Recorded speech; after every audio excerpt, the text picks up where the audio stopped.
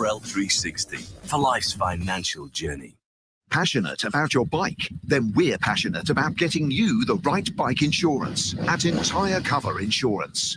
No matter if you ride a classic motorbike or a cruiser, we could get you quotes from some of the UK's leading insurance providers in minutes. If you're lucky enough to have more than one bike, Entire Cover can compare multi-bike quotes all in one place, saving you time and hassle. Visit entirecoverinsurance.co.uk, insuring life's adventures, big and small.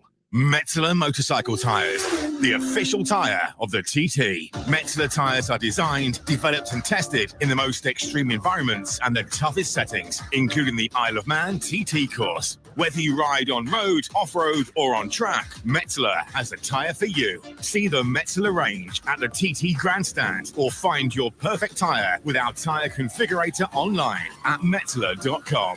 Metzeler Motorcycle Tyres, the official tyre of the TT. Empower your ride with Motul. Innovators for 170 years, Motul presents the next generation of oils. N-Gen 5 and N-Gen 7 use a unique regeneration process, offering the most sustainable lubricant solution. With performance that betters the equivalent traditionally produced oils. Track or road, trust Motul to give you the optimum solution. Visit the Motul shop at the Grandstand to find the perfect lubricant for your motorbike, car, and now your bicycle as well. Motul, official lubricant partner to the Isle of Man TT. Honda Fireblade, the ultimate super sport bike. Still top of its class, and now with even more engine refinements and technical advancements, including twin-motor throttle bottles to aid cornering, entry and exit control, new aerodynamics to improve downforce, increased power and torque lower in the rev range, and improved riding position for road comfort. New era, new ride, new Fireblade at honda.co.uk. For the safety of everyone, there is a no-fly zone for all drones within 1,000 meters of the mountain course, with riders and helicopters traveling around the island at high speeds. There is zero tolerance with drones. Large fines, court appearances, and equipment seized and destroyed. If you're over for the TT, don't ruin your trip and put everyone at risk. Stay safe and leave the drone at home.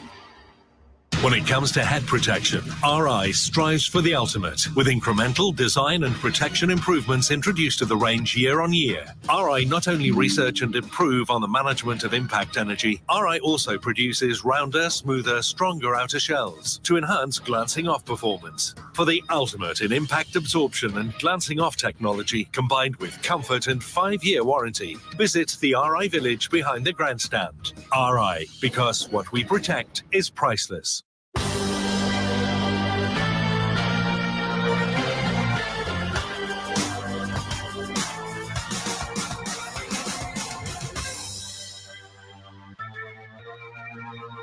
Back here then at the TT Grandstand, race control confirmed that we are good to go for a 14:40 start for the RST Superbike TT. So just under 20 minutes away from the start. So let's start to have a look at the qualifying times with Lee here. And at the top of the pile is Davey Todd on the Milwaukee BMW, 133.942 that he did on Friday. Also on Friday, Peter Hickman on the Monster Energy BMW by FHO Racing, 133.851, and that is only 0.7 of a second behind that Davey Todd time. Michael Dunlop on the 2024 Hawk Honda. If you haven't been with us all week, Michael's had two Superbikes here. He's had the 2023 model and the 2024 model. He's taken both of them out at various points in the week. His fastest lap is 133.431 on the 24 model Monster Mac by Hawk MD Racing Machine, and that is 3.2 seconds down on Peter Hickman's time. Then fourth fastest, Dean Harrison on that Honda, who's still trying to get refined, the Honda Superbike. His first run with the Honda team here at TT 2024, 17 minutes and 4 for him, 132.596. Then fifth fastest, Josh Brooks, who has had massive speed down Silby Straight on the Monster Energy BMW by FHO Racing BMW. He's been at over 205 miles an hour on multiple laps, Lee, down Silby. Yeah, I think is the fastest ever, 206 from Bruce Anstey. Is that what you said the other night? So I think that could possibly go today. Maybe on the first lap, because obviously the engines get more heat soak and stuff into them. They just don't tend to perform as well. But if Josh gets off to a good start, and can't remember who's on the road in front of him, but if he was to catch that person and get any form of a slipstream by that point, it would definitely be well over. He might not, though, because it's Michael Dunlop. Well, we don't know. We don't even know which bike Michael's riding as yet. So yeah, but yeah, I think if Josh was to get any form of a slipstream, there's definitely a chance that speed lap record will go today. Behind him on the practice charts is John McGuinness on the sister Honda to Dean Harrison, 131.589 yesterday for John. Then Jamie Coward is seventh fastest. Jamie obviously only has a super stock machine that he's riding in all the big bike classes. So to have the KTS powered by Steadplan Group Honda up in seventh fastest in qualifying is impressive stuff on the super stock machine. Then Connor Cummins is eighth fastest on the Malenko by Paget's Honda, 130.406. Dave O'Johnson on the Lee Hardy, the Platinum Club Racing Kawasaki, 130.283. And then Mike Brown is really interesting entry here, Lee, on the Aprilia, 129.496, and trying to get that Aprilia working around the TT course. Yeah, I think coming into this, Mike's one of his decent goals was to get over that 130-mile-an-hour mark, and I think that will go straight away in this first race. I think the guys should have made some more changes before now, and that they are learning. That bike has not been here. There's no one else has had the bike like that here with that team or anything. So yeah, it's a little bit sort of a comparison to say Davy Todd in the Super Sport class. It's a completely different machine make and everything. But yeah, obviously good to see more manufacturers coming back to the TT, both in Aprilia and in Ducati.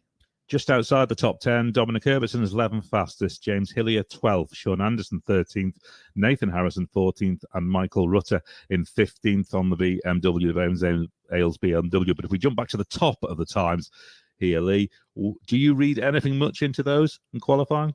It's quite hard. Some guys want to push more just for their own feeling of confidence. Obviously, we see Davy Todd's coming in here with immense confidence, winning at the Northwest, winning in British Championship, and he's really, really content. Peter Hickman's probably on the opposite side of that. He did have some wins at the Northwest 200, nothing on the big bikes, just on the Super Twin class, but he's had a rough time in British Superbikes. He's had some big crashes at Oulton Park, damaged his hand.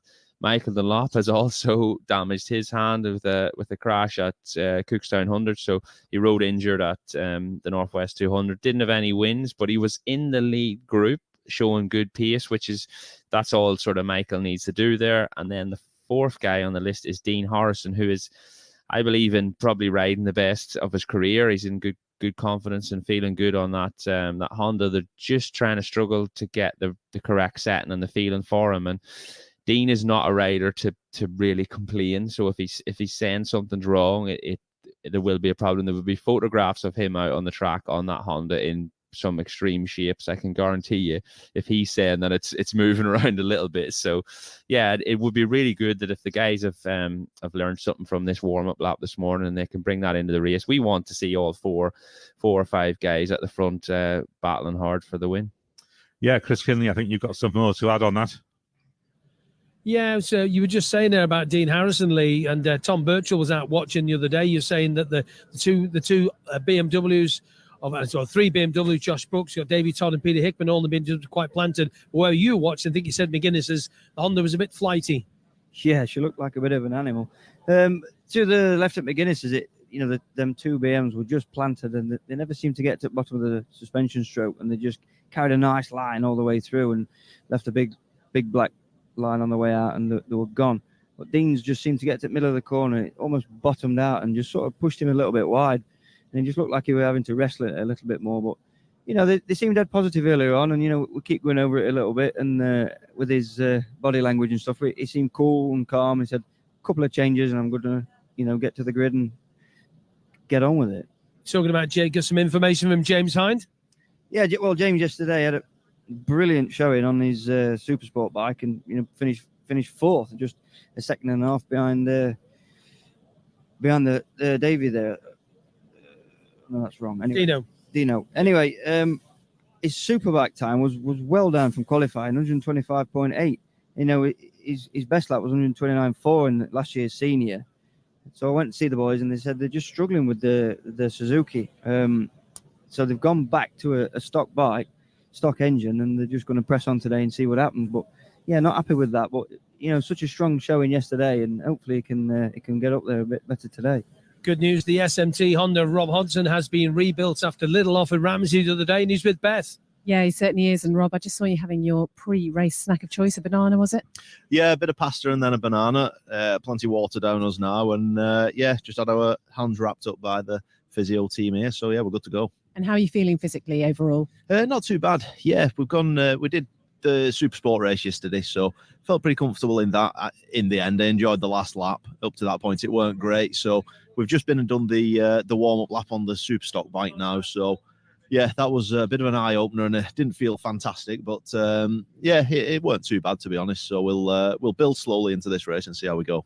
Yeah, 13th place finish, I think, yesterday, which was really good considering the week you'd had. Yeah, I just felt it didn't feel great the first couple of laps.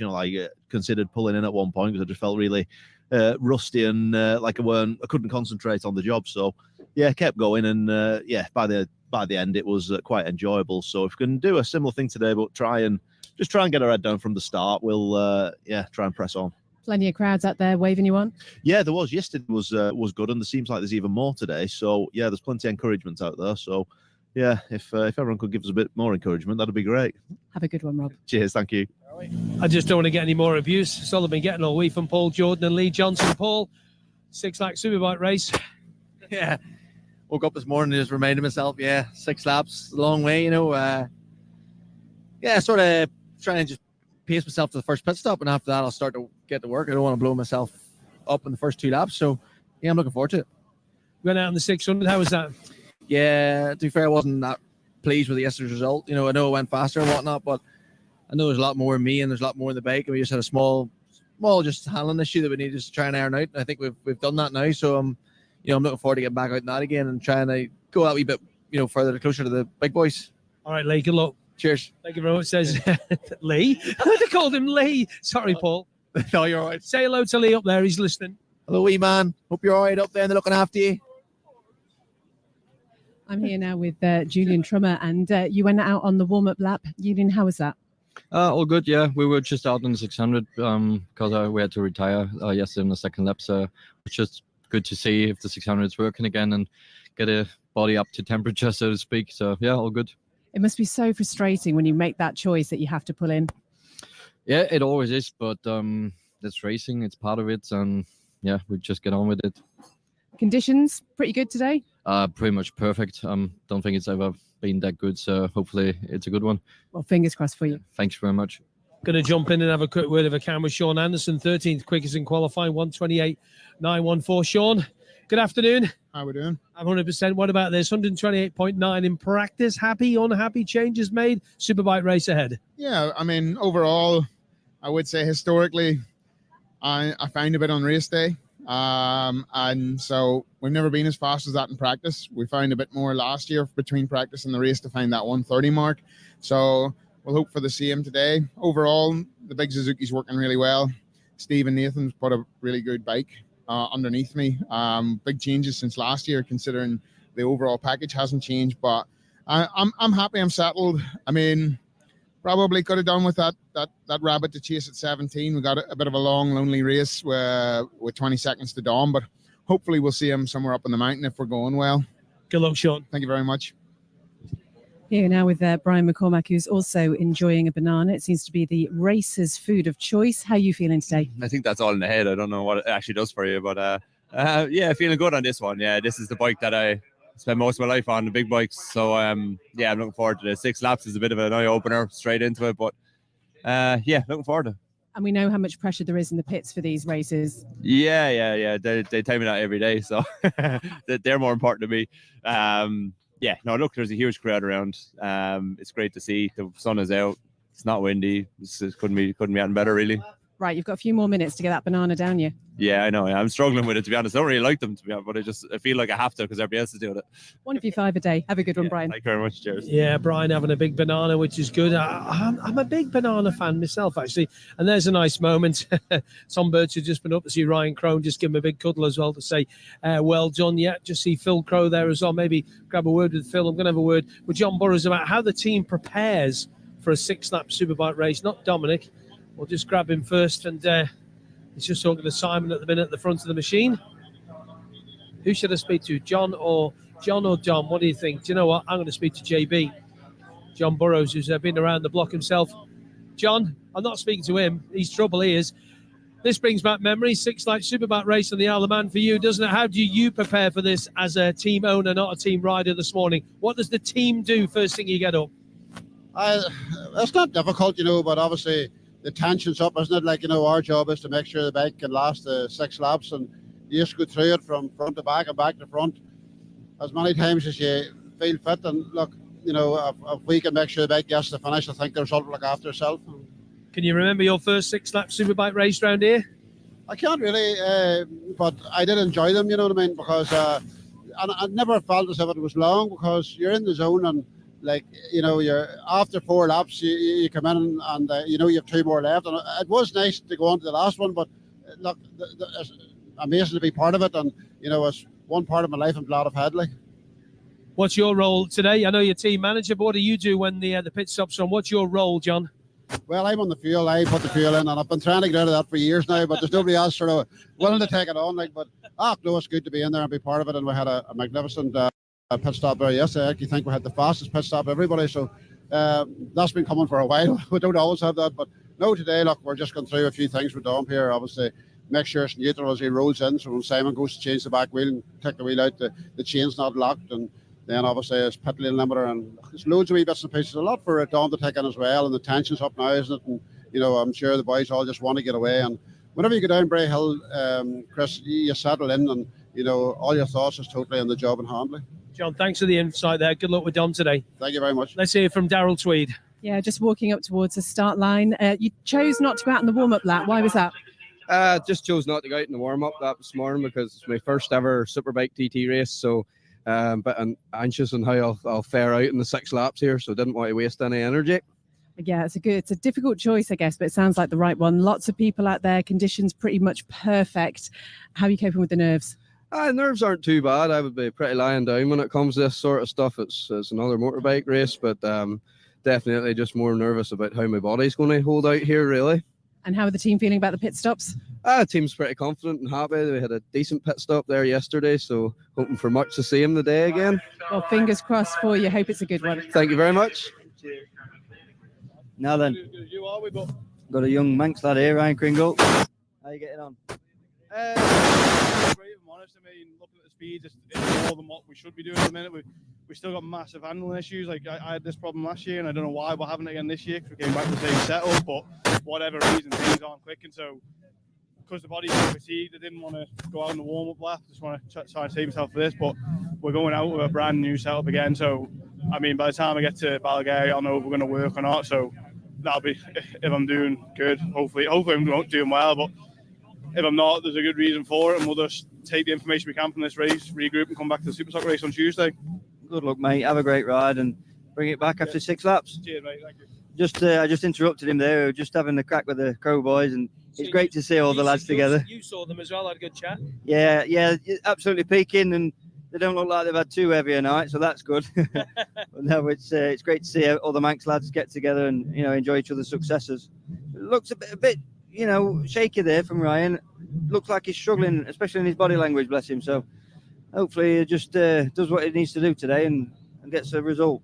Thanks very much, Tom Birchall, for a quick chat with Mikey Evans. You can just see there looking quite pensive too, but looking cool, just taking a swig of water. Nathan Harrison is there, Phil Crow just there. Jenny's just been press ganged into taking a photograph of Phil Crow, but we're going to move down to the, should we call it the sharp end, whatever you want to call it, but Michael Rutter just crouched by the back of the Batham's bike, which means the machines, you've all got to put it down a little bit, and Michael with his own team. Michael, good luck on the Superbike TT. Yeah, thank you. Yeah, just obviously always get a bit nervous now before put your helmet on and get off down Bray Hill. So yeah, looking forward to one way, dreading to another.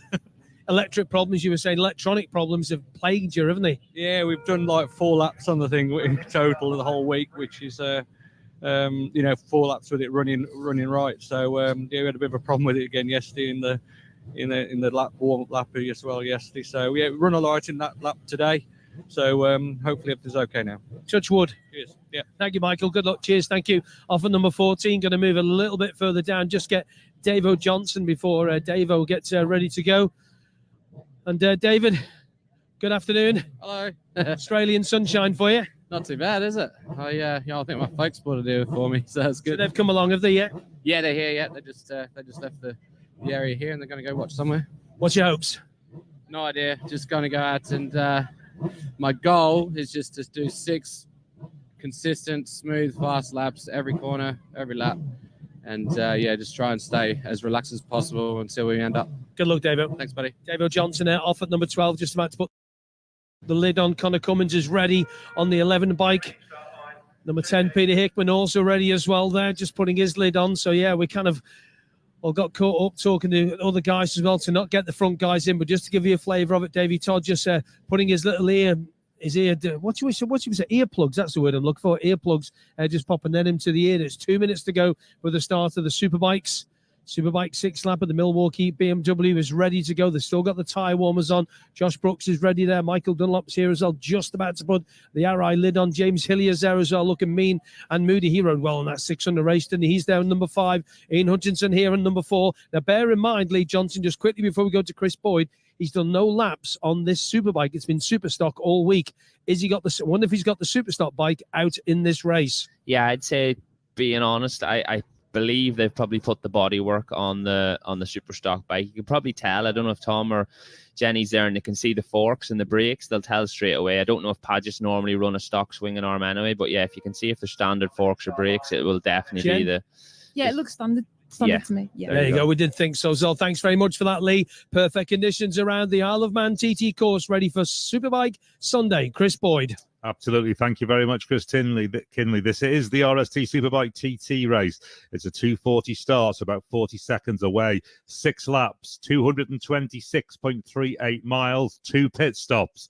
Our 2023 podium was Michael Dunlop from Peter Hickman from Dean Harrison. So that gets all the data in place for this. 2 pit stops, as we say. That's going to be absolutely crucial. Our starter today is Bill Candy. He is the CEO of Arrowhead. And as we look down, we see the first 6 riders, maybe more now. Yes, we see Josh Brooks coming through into no man's land. Dean Harrison is on the line, waiting to get the tap. He starts revving the Honda. That is John McGuinness, isn't it? John McGuinness, of course, he's first away. Rejuvenated by that, he's away. We're underway. Rejuvenated by that Northwest 200 podium. McGuinness away on the Honda. Jamie Coward will follow. Of course, he only has a super stock on the KTS Racing, powered by Steadplan Group Honda. He's away. He's 7th fastest in qualifying, 4th fastest in qualifying. Dean Hutchinson on the Honda.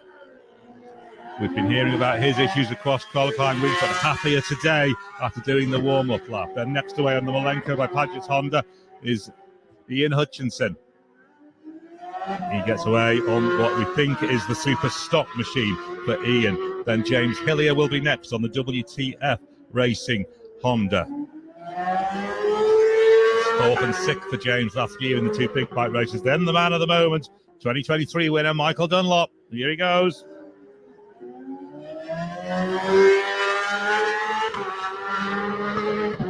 Next away and bringing the speed, Josh Brooks. 205 miles an hour down Sulby during qualifying. Fastest of the qualifiers, Davey Todd on the Milwaukee BMW is next.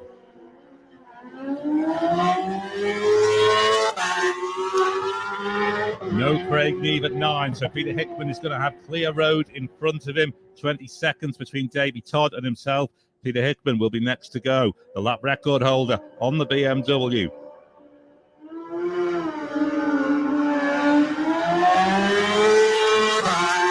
Connor Cummins, who will be riding the Malenko Padgett's motorcycle Superbike. He's been out on the Superbike this week. He's 8th fastest in qualifying. And next away, Davo Johnson on the Platinum Club Racing Kawasaki, 9th fastest in qualifying. No 13 because Lee Johnson is sat alongside us. He'd much rather be out there on a bike, that's for sure. So next away will be Michael Rutter, celebrating 30 years at the TT. And we noticed Michael come down into pit lane just to check out where his pits were, even after all those 30 years of experience.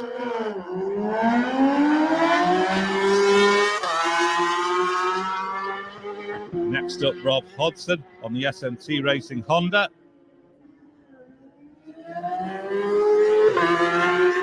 And then we'll have the man who talks as well as he races. Dominic Herbertson on the Burrows Engineering by RK Racing BMW, 11th fastest in qualifying.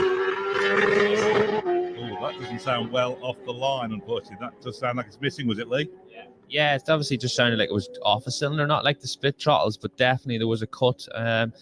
Maybe it'll clear itself out, but if the guys down at Quarter Bridge can hear that, or any of the fans out there, just listen out for Dom Herbertson coming through. Sean Anderson is away on the Team Classic Suzuki. He had the 10th place finish in this race last year. He's 13th in qualifying, and Philip Crowe goes now on the Nigel Appleyard BMW, who's 16th fastest in qualifying. Then we get to Mike Brown on the Aprilia. Different sound away for the Mike Brown Racing in Competition machine. Then we'll come to Nathan Harrison, who's next. Nathan on his super stock machine is 14th in qualifying for this race. Then the first of the Jackson Racing, powered by Prosper 2 machines, is Paul Jordan. And then back to the Manx Riders with Mikey Evans from Santon away on the Mikey Evans Racing Suzuki. And he's followed by Ryan Kringle from Douglas in the AGR Motorsports Honda.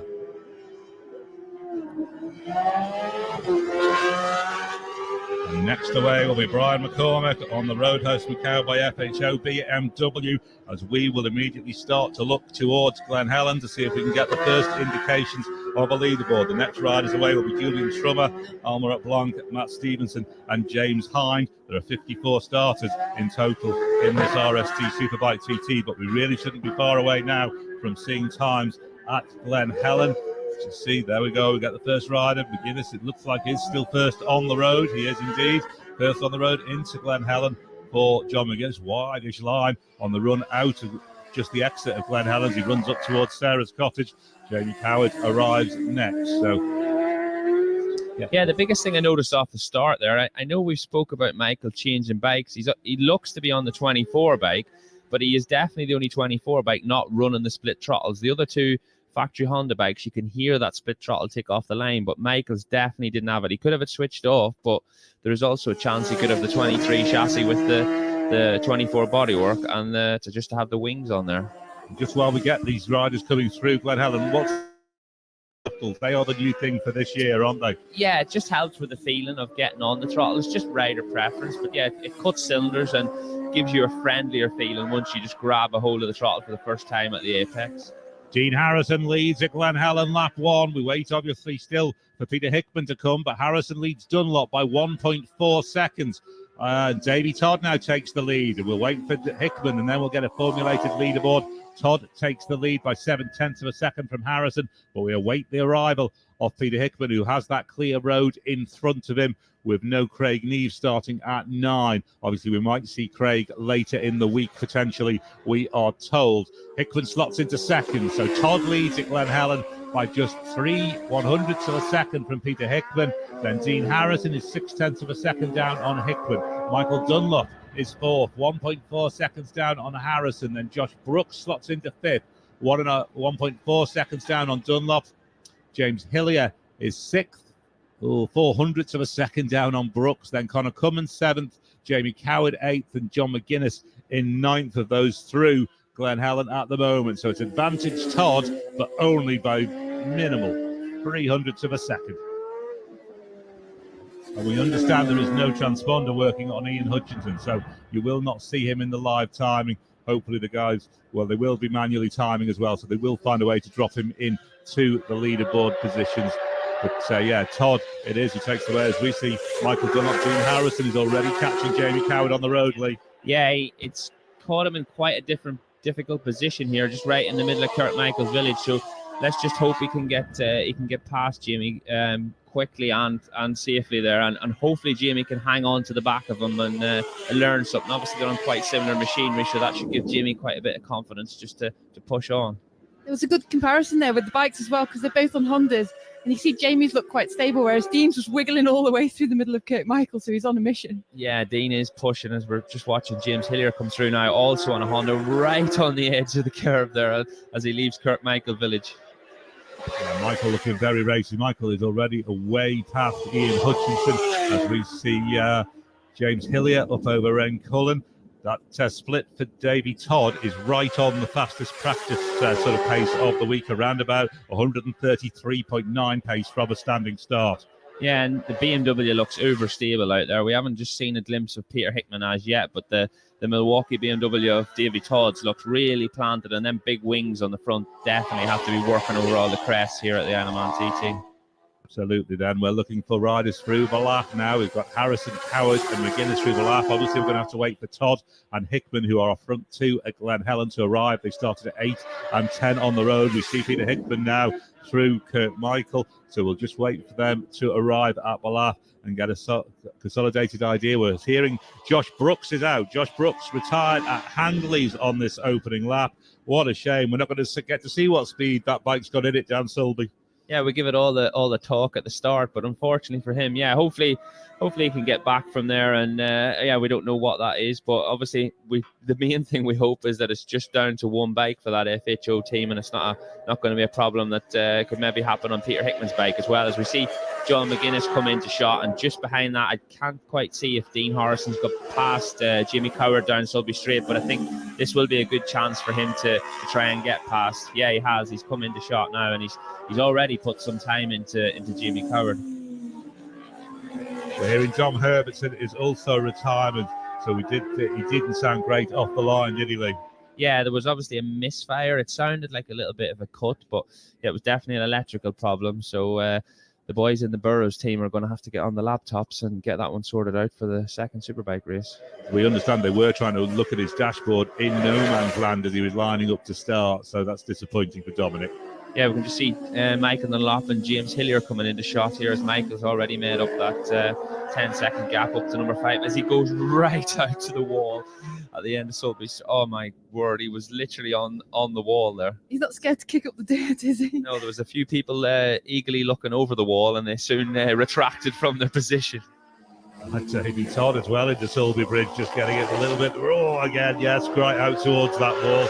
Indeed, the fans there are getting an absolute eyeful, aren't they, Jenny? Yeah, absolutely. It's interesting you mentioned the wings as well. Those wings on that BMW, apparently they can generate up to 23 kilogram of downforce, and it does help with straight line stability at speed. So whether that is helping the BMs. Yeah, definitely. And we heard Dean and some of the other Honda guys feel of this floating sensitivity on the front tire, which is it's a horrible feeling because it almost feels like the front tire's going in and out of contact with the ground. And over all these crests and bumps and jumps, you want that feeling there to commit to them corners. So yeah, every little aid will help.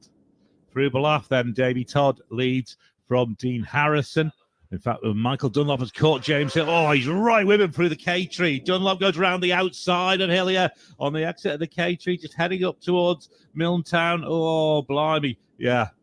Yeah, Whoa, very, very brave moves. moves. Yeah, and that's a hard place to pass a slow rider, never mind a rider that you've literally just made up a few seconds on. As we see Davy Todd coming into shot, and he's about to pass Ian Hutchison in a similar area, so maybe he'll just have enough gap before getting into Ramsey. Michael Dunlop, 200.6 miles per hour down the Sulby Straight is the fastest. Peter Hickman at 199.7 and Davy Todd 199.1. As we, what are you seeing, Lee? Yeah, we're just seeing Davy Todd track Ian Hutchison into Ramsey, so he hasn't quite managed to get past him yet. So we'll see if he can get up through. No, he's not. Others through Schoolhouse and got the run on Ramsey, but he's not managing to get close to him as they go into White Gates. Dunlop has got Hillier actually. Yeah, Dunlop's passed Hillier on the road now, so Dunlop will have clearer road in front of him because he's already passed Ian Hutchinson as well. So he'll have clear track in front of him for a little bit.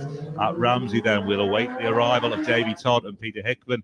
Davy Todd arrives there now. We'll just get Hickman's time to slot in, and then we'll bring a leaderboard to you. As we see Davy Todd arrive up into the hairpin. All looks very controlled. Yeah, he's through on Hutchison. So yeah, I don't think he should have lost too much time there if he got past him into Ramsey. So yeah, he's on a free run over the mountain now, Dave. He shouldn't have too much traffic because the next bike in front of that will be Michael and James Hillier. Is that correct? So yeah, it will be. Yeah. In fact, we see Peter Hickman now, next man up. So where will Hickman's time slot in? He's down to 4th. It's Davy Todd leading Dean Harrison at Ramsey on lap 1 by 1.1 seconds. Todd leads Harrison. Michael Dunlop is then only 0.8 of a second down on Harrison. Then it's a further 1.5 seconds back to Hickman. Then 9 seconds from that back to Hillier. Jamie Coward, John McGuinness and Connor Cummins also onto the climb of the mountain. So Todd leads by 1.1 seconds on the Milwaukee BMW from Harrison's Honda. Michael Dunlop's Hawk Honda then is, 2 seconds off the lead of Todd, 0.8 of a second off Harrison. Then Peter Hickman in fourth, just 1.5 seconds down on Dunlop. So there's only 2 seconds between the front three. Yeah, and Davey mentioned in the start of the Supersport race yesterday that he rode quite tight for the first lap, and it's something that he wanted to work on. So, yeah, if that's anything to go by, he definitely doesn't look like he's riding tight now, and he's got into that flow straight away. Yeah, this is the bike that he's most comfortable on, isn't it? He's won both British Super Stock Championship races so far this year, so it is potentially his favourite bike around here. Yeah, and you could see that even at the Northwest 200 with pushing Glenn Irwin right to the limit, and possibly past the limit of what Glenn was comfortable in riding. We've seen them after the race, and the two of them definitely worked for that one. So yeah, Davey is really comfortable on the big bike, and he says that himself quite often, that he prefers to ride a big bike over a super sport or a super twin bike. The chain came off for Josh Brooks, we understand is the reason that forced his retirement at Handley's chain off for Josh Brooks. Davey Todd's time to Ramsey is on 1:34.1 type pace from a standing start. So seriously impressive pace in that Milwaukee BMW as they are now on the mountain, well onto the mountain section here. Jenny, we see John McGuinness into the bungalow. Yeah, he's got the cool style, hasn't he, John? He's like, it never looks like he's trying. It's like effortless, but he's so fast still. Yeah, we call that in the business an economical style. He just doesn't like to move his bum off the seat, but he's about to get passed by teammate here, Dean Harrison. And this should hopefully not wake John up. John's riding really well, but sometimes when somebody comes past, it just gives you a little bit of a G up and helps you along the road. So, and John's got all that knowledge of track knowledge here and definitely ability. So yeah, he might just get woken up by Dean Harrison and get a really good tow round for the remainder of the race. Big photo opportunity there for the Honda as you've got McGuinness and Harrison line astern. Michael Dunlop is also through the bungalow. We're just awaiting the arrival of our race leader, Davey Todd, and also Peter Hickman, who sits fourth at the moment, to get you an indication of the leaderboard at the bungalow. Todd arrives next. We see him come through on the live stream, and there's Harrison making the move on John McGuinness. John just sticks to the left-hand side. I think he knew Harrison was there and let him go. It looked like Dean had to wait momentarily there just to make sure that John had seen him, but then you seen John just as soon as Dean recognised that John had seen him, he went straight through. Yeah, obviously there's a massive amount of respect involved there, and the speeds. We're probably watching them pass. It looks like slow motion, but they're probably doing upwards of 170 miles an hour. So yeah, if we could just pan out maybe on the helicopter shot, it'd be nice to see if John can get tucked in behind Dean and get the run back down to the start and finish line. At the bungalow then, Davey Todd continues to lead from Dean Harrison by 1.8 seconds. Then Michael Dunlop is only 1/10 of a second down on Harrison, so maybe Harrison has just a little bit of time behind John McGuinness there. Dunlop's closed to within 1/10 of a second. Then Peter Hickman continues to lie fourth, 1.9 seconds down on Dunlop. James Hillier is in fifth, 9.3 seconds down on Hickman. Then sixth is Jamie Coward, seventh Connor Cummins, and eighth John McGuinness. Yes, we're really used to seeing Connor Cummins in this battle, especially in the Superbike races. I can't even count how many Superbike podiums he's had in the last 5-6 years. So yeah, it's a little bit that Malenko Bipajic's Honda just seems to be struggling a little bit, or Connor's not quite comfortable in what he wants to do with it. We're just going to see a slow-mo, I think, of that Michael Dunlop pass on James Hillier as they went through the K-tree. Whoa. Really, really technical part of the track here. And especially when you have to go offline and pass, Jenny, it's hard enough knowing exactly what you're going to do online, but when you go offline to a different part of the track that you're not normally in, and then you feel bumps you don't normally feel, and trying to pass somebody at the same time, yeah, really, really difficult. Yeah, it's not a straight there, is it? And it's really bumpy, so to put yourself offline at their sort of speed, I mean, it took my breath away watching it. Yeah, Harrison through Crunknamona. He'll be over the line shortly. Sean Anderson is retired at Parliament Square. James Hind was reported smoking heavily at Sulby Bridge and is now retired. So we're waiting on Dean Harrison. We see these front end onto Glen Crutchley Road, and we wait for them to fly past us at the end of the opening lap of this RST Superbike TT. 6 laps. There's an awful long way to go. 2 pit stops to come. Here's Harrison. And McGuinness. Harrison then 134.048. McGuinness 131.06. Jamie Coward 131.627. But we're waiting on Davy Todd and Michael Dunlop and Peter Hickman. They're all at Cronknamona, so they will be amongst the next riders through. James Hillier to come as well. Out of them top three Hondas we've just seen go through, Dean Harrison's definitely looked the liveliest out of the three of them going over the traffic lights as we watch Michael Dunlop. Michael's bike looks loads more planted than probably the first three Hondas that we've seen. So yeah, I don't know if Dean Harrison's bike's got better or he's just gripping onto it and riding it. They did make a change. We were watching them in the pits there making a change for this session. So after that warm-up lap this morning, they've obviously gone out on a bit of a limb and gone, right, we're going to try this. So Mini's flying, so hopefully it's worked, but it does look unstable. Yeah, it definitely looks a bit lively, but if there's anyone going to hang on to it and make it go round and do things that it probably doesn't want to do, it'll be Dean. Todd will lead then at the end of this opening lap of the RSC Superbike TT race. He's 134.417 from a standing start for Davy Todd. Peter Hickman completes 133.764. Michael Dunlop was 134.118. So Todd leads by 2.25 seconds from Michael Dunlop. Then Dean Harrison is half a second down on Dunlop on the Honda. Peter Hickman is fourth, 2.3 seconds down on Dean Harrison. Then James Hillier, Jamie Coward and John McGuinness. Yeah, the other factor, obviously, about what we've just been speaking about, the bike being lively. These guys have got 6 laps to do, and it's okay pushing for 1 lap, 2 laps, possibly 3 laps, but at some point, that's going to take a toll on both the body, your shoulders, your arms, and it's definitely your hands pulling on the handlebars. Yeah, definitely. It's one of the things that you try to do, isn't it? To get the bike as stable as possible, literally, so that you haven't got to cling on to the thing, because that does tire you out. So Dee's going to be feeling it at the end of this.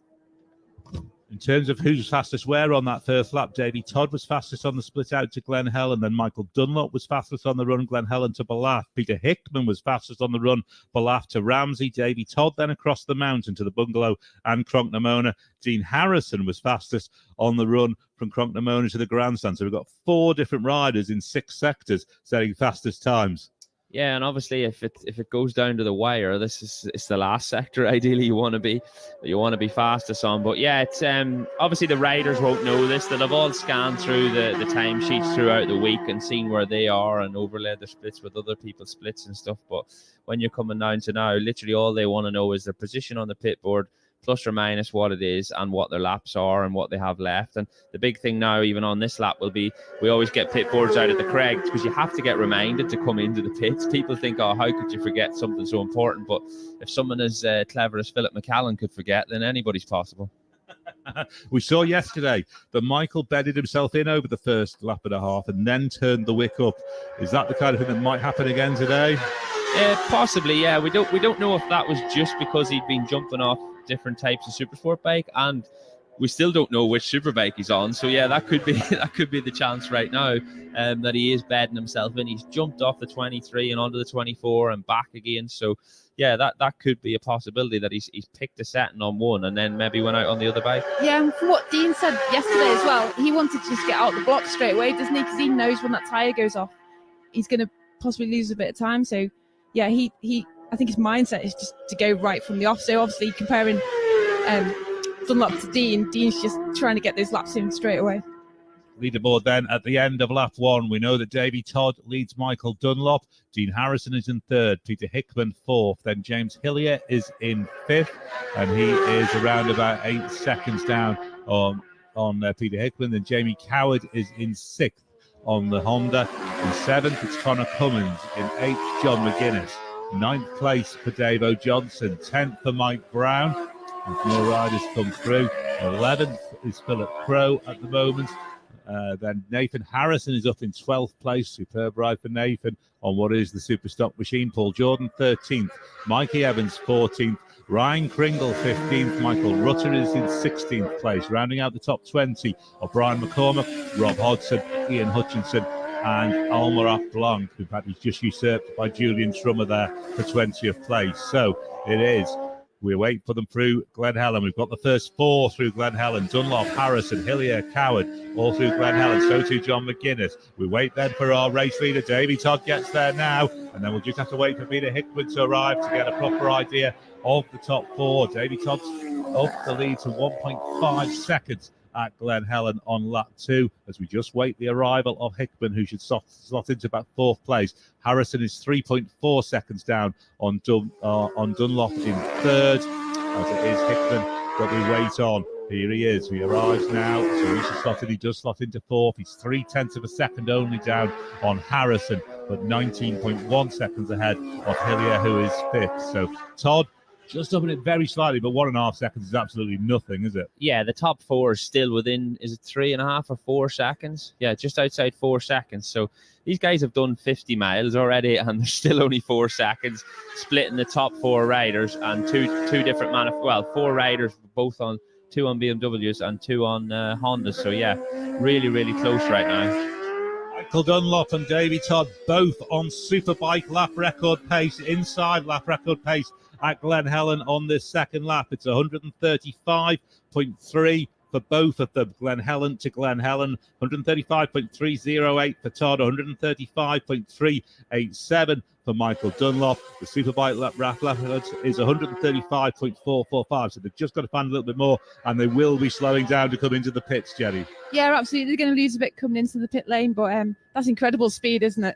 Yeah, especially for Davey. I think he's the one that's took the biggest jump this week. Obviously, coming in here, and it was spoke about the big 3 being Dean Harrison, Peter Hickman, and Michael Dunlop. But Davy Todd has definitely made that step straight away in the Supersport race yesterday, and he's leading the Superbike race right now. So, yeah, there's no tightness or anything in the first lap for Todd. He's absolutely pushing on, and yeah, he'll get into the pits and get a good chat with the guys in the team, and they will relay more information to him, and possibly stuff about sectors, and they will already have spoke about that before the race, how much information he wants and what he wants to do with it. We've just seen Michael Dunlop on the live stream over the top of Red Cullen. We see Davy Todd now, who is catching slowly James Hillier. He's not there with him just yet, but he's only a couple of seconds behind on the road, so that might just affect Todd. Depends where he actually catches him. Yeah, that's obviously a big thing in Superbike racing, especially because these bikes are all so evenly matched for speed, and it's so easily to get caught, and you can't overcommit into braking because there's certain corners we come into, and not like a short circuit where we trail brake. You almost want to do your braking early and get back on the throttle because it's so bumpy and aggressive that if you went through the corner while trying to trail brake, it's probably more dangerous for both riders. Can you line somebody up, like, if you see them in the distance, can you pretty much try to suss out where you want to overtake? Yeah, sometimes, and then obviously you might have passed somebody in practice, but then the mood's completely different. These guys have all upped their pace, so right through to probably the top 15 guys are all going faster. It's obviously a lot easier to pass somebody further down the field, as we're just seeing Connor Cummins here has just passed Ian Hutchison through Kurt Michael Village. The two Malenko Motorcycles teammates together coming through. Kurt Michael. Michael Dunlop leads at Malaf lap 2. Dunlop takes the lead from Todd. There's half a second in it now. Dunlop is really turning up the wick here. He's well inside lap record schedule. I think 7:09. Yeah, he is. Absolutely. He's about a second inside lap record schedule at Balaf on this lap. It's a 135.5. Balaf to Balaf for Michael Dunlop, and Peter Hickman moves up to 3rd. He's overhauled Dean Harrison. So we've got a new leaderboard, revised leaderboard at the top end. Balaf lap 2. Michael Dunlop leads by half a second from Davy Todd. It's then 5 seconds back to Peter Hickman, who's now 3rd. He is only 0.8 of a second up on Harrison. And we've got James Hillier 23 seconds behind that pace in 5th. Then Jamie Coward and John McGuinness. Yeah, looks really stable down Sulby Street, that Honda of Michael Dunlop. So credit to the whole team down there. They've been swapping and changing through bikes all week, but yeah, they've definitely picked the right weapon for the job. And even then, at the end of Sulby and on the throttle again, we could hear the split throttles again a little bit. So he is definitely out there on that 24 Honda Superbike. Absolutely. So then both Todd and Dunlop. Nathan Harrison, we're hearing, has retired at Glen Lock on this second lap. So that's a shame for Nathan, who was going along very handily on the super stock machine that he has from Hondas. We see Peter Hickman around Sulby Bridge. Hickman's picking up the pace as well, but he's 5 seconds adrift of this battle for the lead at the moment between Dunlop and Todd. Oh, this is good, isn't it, Jenny? This is really good, isn't it? We've just seen David there has just got past Hillier as well down Sulby Straight. So I think that's a better place to pass on the straight rather than in a corner. So yeah, that's good. Down to Chris Kinley. Unfortunately, Uno Costamo is going to be in retirement. He just pulls into the pits here now, and he's going to push all the way down pit lane and then push all the way back up. But the former Macau Grand Prix winner is in retirement.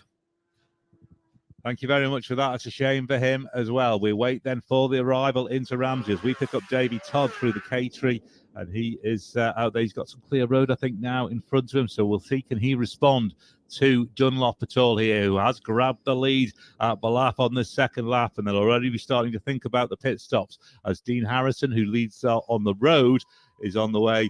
He's through Ramsey, so we're just watching Dunlop come. Oh, there's a lot of movement on that bike, Lee. I for sure would not like to be sitting on the back of that Hawk Honda right now.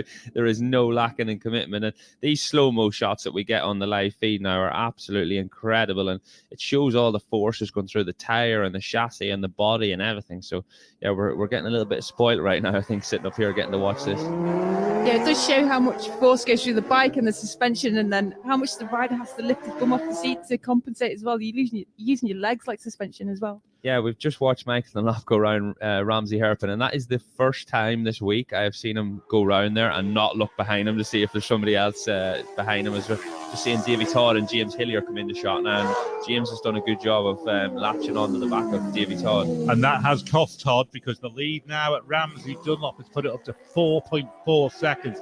So that traffic for Davey Todd, that's cost him. Yeah, we're just looking down into the pits right now. I believe Mike Norbury, number 50, is pulled into the pits with a problem. It doesn't like these guys are going to be heading back out on track. Chris, are you down there? Yeah, certainly am. He's in. It did look like they were going to refuel it, but Mike came in totally shaking his head, give the old usual, the bike's biting me back, and he's not going to continue. Mike Norbury in retirement. Okay, then. So Davey Todd has just slipped back on Dunlop through, caught James Hillier on the road. He has now got past him, but it's gone out to 4.4 seconds at Ramsey on lap 2. The lead for Dunlop over Todd.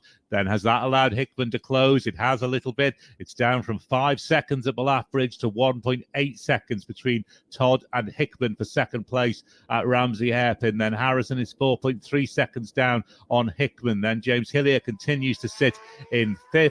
Jamie Coward 6th, Connor Cummins 7th, and John McGuinness 8th of those through Ramsey. In terms of this lap record pace for Michael Dunlop, the lap record split to Ramsey for the Superbike, held by Peter Hickman from last year, is a 10-minute 20.6. Michael Dunlop is there in 10:18.4. He's 2.2 seconds inside the lap record pace, but he is going to have to slow down to come into the pits, Jen. Yeah, absolutely.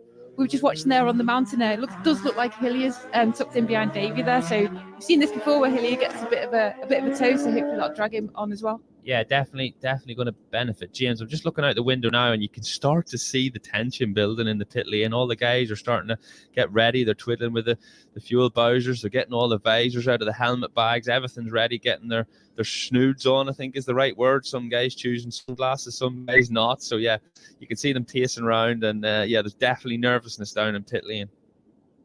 Top end of the mountain mile, and we can see Hillier is absolutely trying to sit with Todd as best he can as they go into the left-hander at the end of the mountain mile. And yeah, Todd's on a pace, obviously, but Hillier is doing his very best to stick with him. Yeah, and he could get this back in the pits, if James's team get a slightly quicker pit stop than Davey Todd's team. He could get out of pit lane in front of McGeehan and then be on the chance for getting another toe, but then that could also hamper Davey a little bit in trying to catch Michael. So yeah, there's a lot of pressure on the pit stops right now. Yeah, it's interesting that with such close racing, the pit stops do throw in an extra little curveball, don't they? And there's also a fueling thing. So if you've got to brim the tank, it's going to take longer. If your bike runs a little bit more economical, then you don't have to put quite so much fuel in, and you can get a slightly faster pit stop. Yeah, you see the bikes in BSB now quite a lot throwing out these beautiful big flames for photographs. You don't see that a lot at the TT because that's just overflow burning off this wasted fuel, and we can't afford to do that here at the TT as we're watching Michael Dunlop just get past Dean Harrison. He had to back out of it on the run up Halewood Rise. He had to back out of it again into Brandywell, but he has got past him on the run down into Dukes at 32nd. So Michael Dunlop is past Dean Harrison on the road, but it has probably cost him a little bit.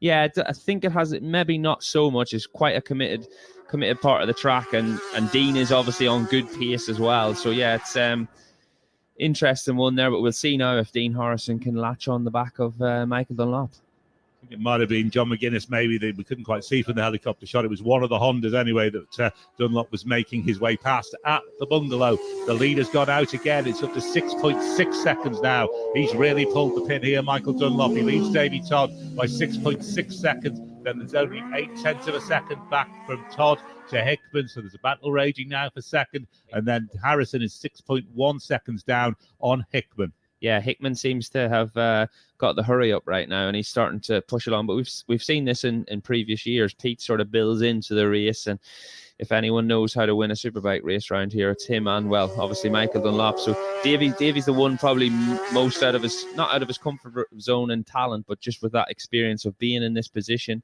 and obviously having this pressure. And now, so it'll be interesting to see if the guys can get down there in pit lane and get a view on Todd's team or something like that. This is a new experience to him in that team and being there at the front of a Superbike race. Just catching that traffic has cost Michael Dunlop about half a second, well, maybe a second or so, because he's only 1.5 seconds now inside lap record pace and will have to slow down. So we might not see the Superbike lap record on this lap. He's dropped from 2.5, about a second he's cost him, probably with that traffic, and then we know that he still had that traffic after the bungalow as well, so it'll affect him into this next sector down to Crocknamona, where we just get Dunlop now. We've got the leading riders through, and they'll be coming into the pits very, very shortly. Yeah, it's the tension down here looks incredible. I'm nervous sitting up here, and there's absolutely no risk factor whatsoever. So yeah, for these guys down here, it's this could cost the rider the win or second or even the podium in the race. So nobody wants that to be the case. And in years gone by, TTs have been won by minutes and 30-40 seconds. In the last sort of 5 or 6 years, you're talking 2 and 3 seconds. So yeah, the pressure in the pit lane has definitely gone up. Absolutely crucial pit stops coming up. Let's get down to Chris Kinley. Crocknamona, the gap 6.6 back from Michael Dunlop to Davy Todd and 8 seconds back to Hickey. Here he is, Dean Harrison across the line on the factory Honda end. Don't forget, they're going to have to do wheel changes. You hear the brakes squeak, the front brakes squeak. So there you go, Harrison, the first one over. Next bike's in, should be Michael Dunlop. What's that lap time, Chris Boyd? For Michael Dunlop, 135.543. It is Yes, it is just a new lap record for the Superbike for Michael Dunlop. The previous one was 135.445. So Michael Dunlop breaks the Superbike lap record on lap 2. Jamie Coward in, Michael Dunlop in, who's in, Dean Harrison and also John McGuinness all in, but we're waiting for Davy Todd. He's just up there. Remember when I said at the start we got Michael Dunlop and Davy Todd pretty close. So 1, 2, 3, 4, 5 bikes in. Here's Todd, the gap across the line. Dunlop leads by 9.43 seconds as James Hillier comes in. James in round about 5th position at the moment. So Dunlop leads by 9.4. Then from Davy Todd, then 8.4 back to Harrison, who gets away now. Then it's 24 seconds back to Hillier, but we're waiting for this man. Here he is, Hickman. Hickman's got second. And what's his lap time? Whoa, too close between him and John McGuinness going out. But McGuinness goes out. Michael Dunlop's in and out. Good job on the fuel, keeping an eye on Davy Todd's Milwaukee team. But Hickman lap time, please, Chris Boyd. 134.701 against Michael Dunlop's 135.543, Chris. Davy Todd having a push to get the Milwaukee bike going. Oh, he's just lost a bit more time there. So look down to the left-hand side of the machine, but DT gets away. So let's reiterate it for you then. Dunlop leads into the pits, 9 seconds. As James Hillier gets away behind Davy Todd. Then it's Peter Hickman who's behind him then in second. Davy Todd in third, half a second back just under that in that third place. And it's Dean Harrison, 8.4 back. Let's look at the pit times actually. 56 seconds at 0.4 for Michael Dunlop, 54 seconds for Todd, 1 minute flat for Harrison as we got Connor Cummins coming in as Peter Hickman now leaves. James Hillier, 54 seconds. Jamie Coward, 1 minute and 1. We've got James Hillier's team at 54 seconds. Dean Harrison's team in a minute. Jamie Coward, as you said, 1 minute and 1. And John McGuinness's team, 55 seconds. But Michael Dunlop into the pits with that lead and an incredible lap time, breaking that Superbike lap record as Dave Johnson comes in. Davo provisionally in 9th at the moment. But Boydie, Michael Dunlop, a good pit stop by the team. It was indeed. He will consolidate his lead. He will extend his lead because Davy Todd has got back past Peter Hickman in the pits. They have made a difference. It's Michael Dunlop for 56.4. Davy Todd has taken 2.4 seconds out of him in the pits. So how much were they apart? They were about 9.4 apart. So it'll be down to about 7 seconds. Michael Dunlop will lead Davy Todd with. Todd was 5.5 seconds quicker than Hickman in the pits, and there was only 0.4 of a second between it. So Dunlop will lead Todd by about 7, and there will then be about 5 seconds between Todd and Hickman, who will now be in 3rd. Dean Harrison will continue to lie 4th. It was the fastest of those front-running pit stops was for Davy Todd and the Milwaukee BMW team, 54.006 seconds.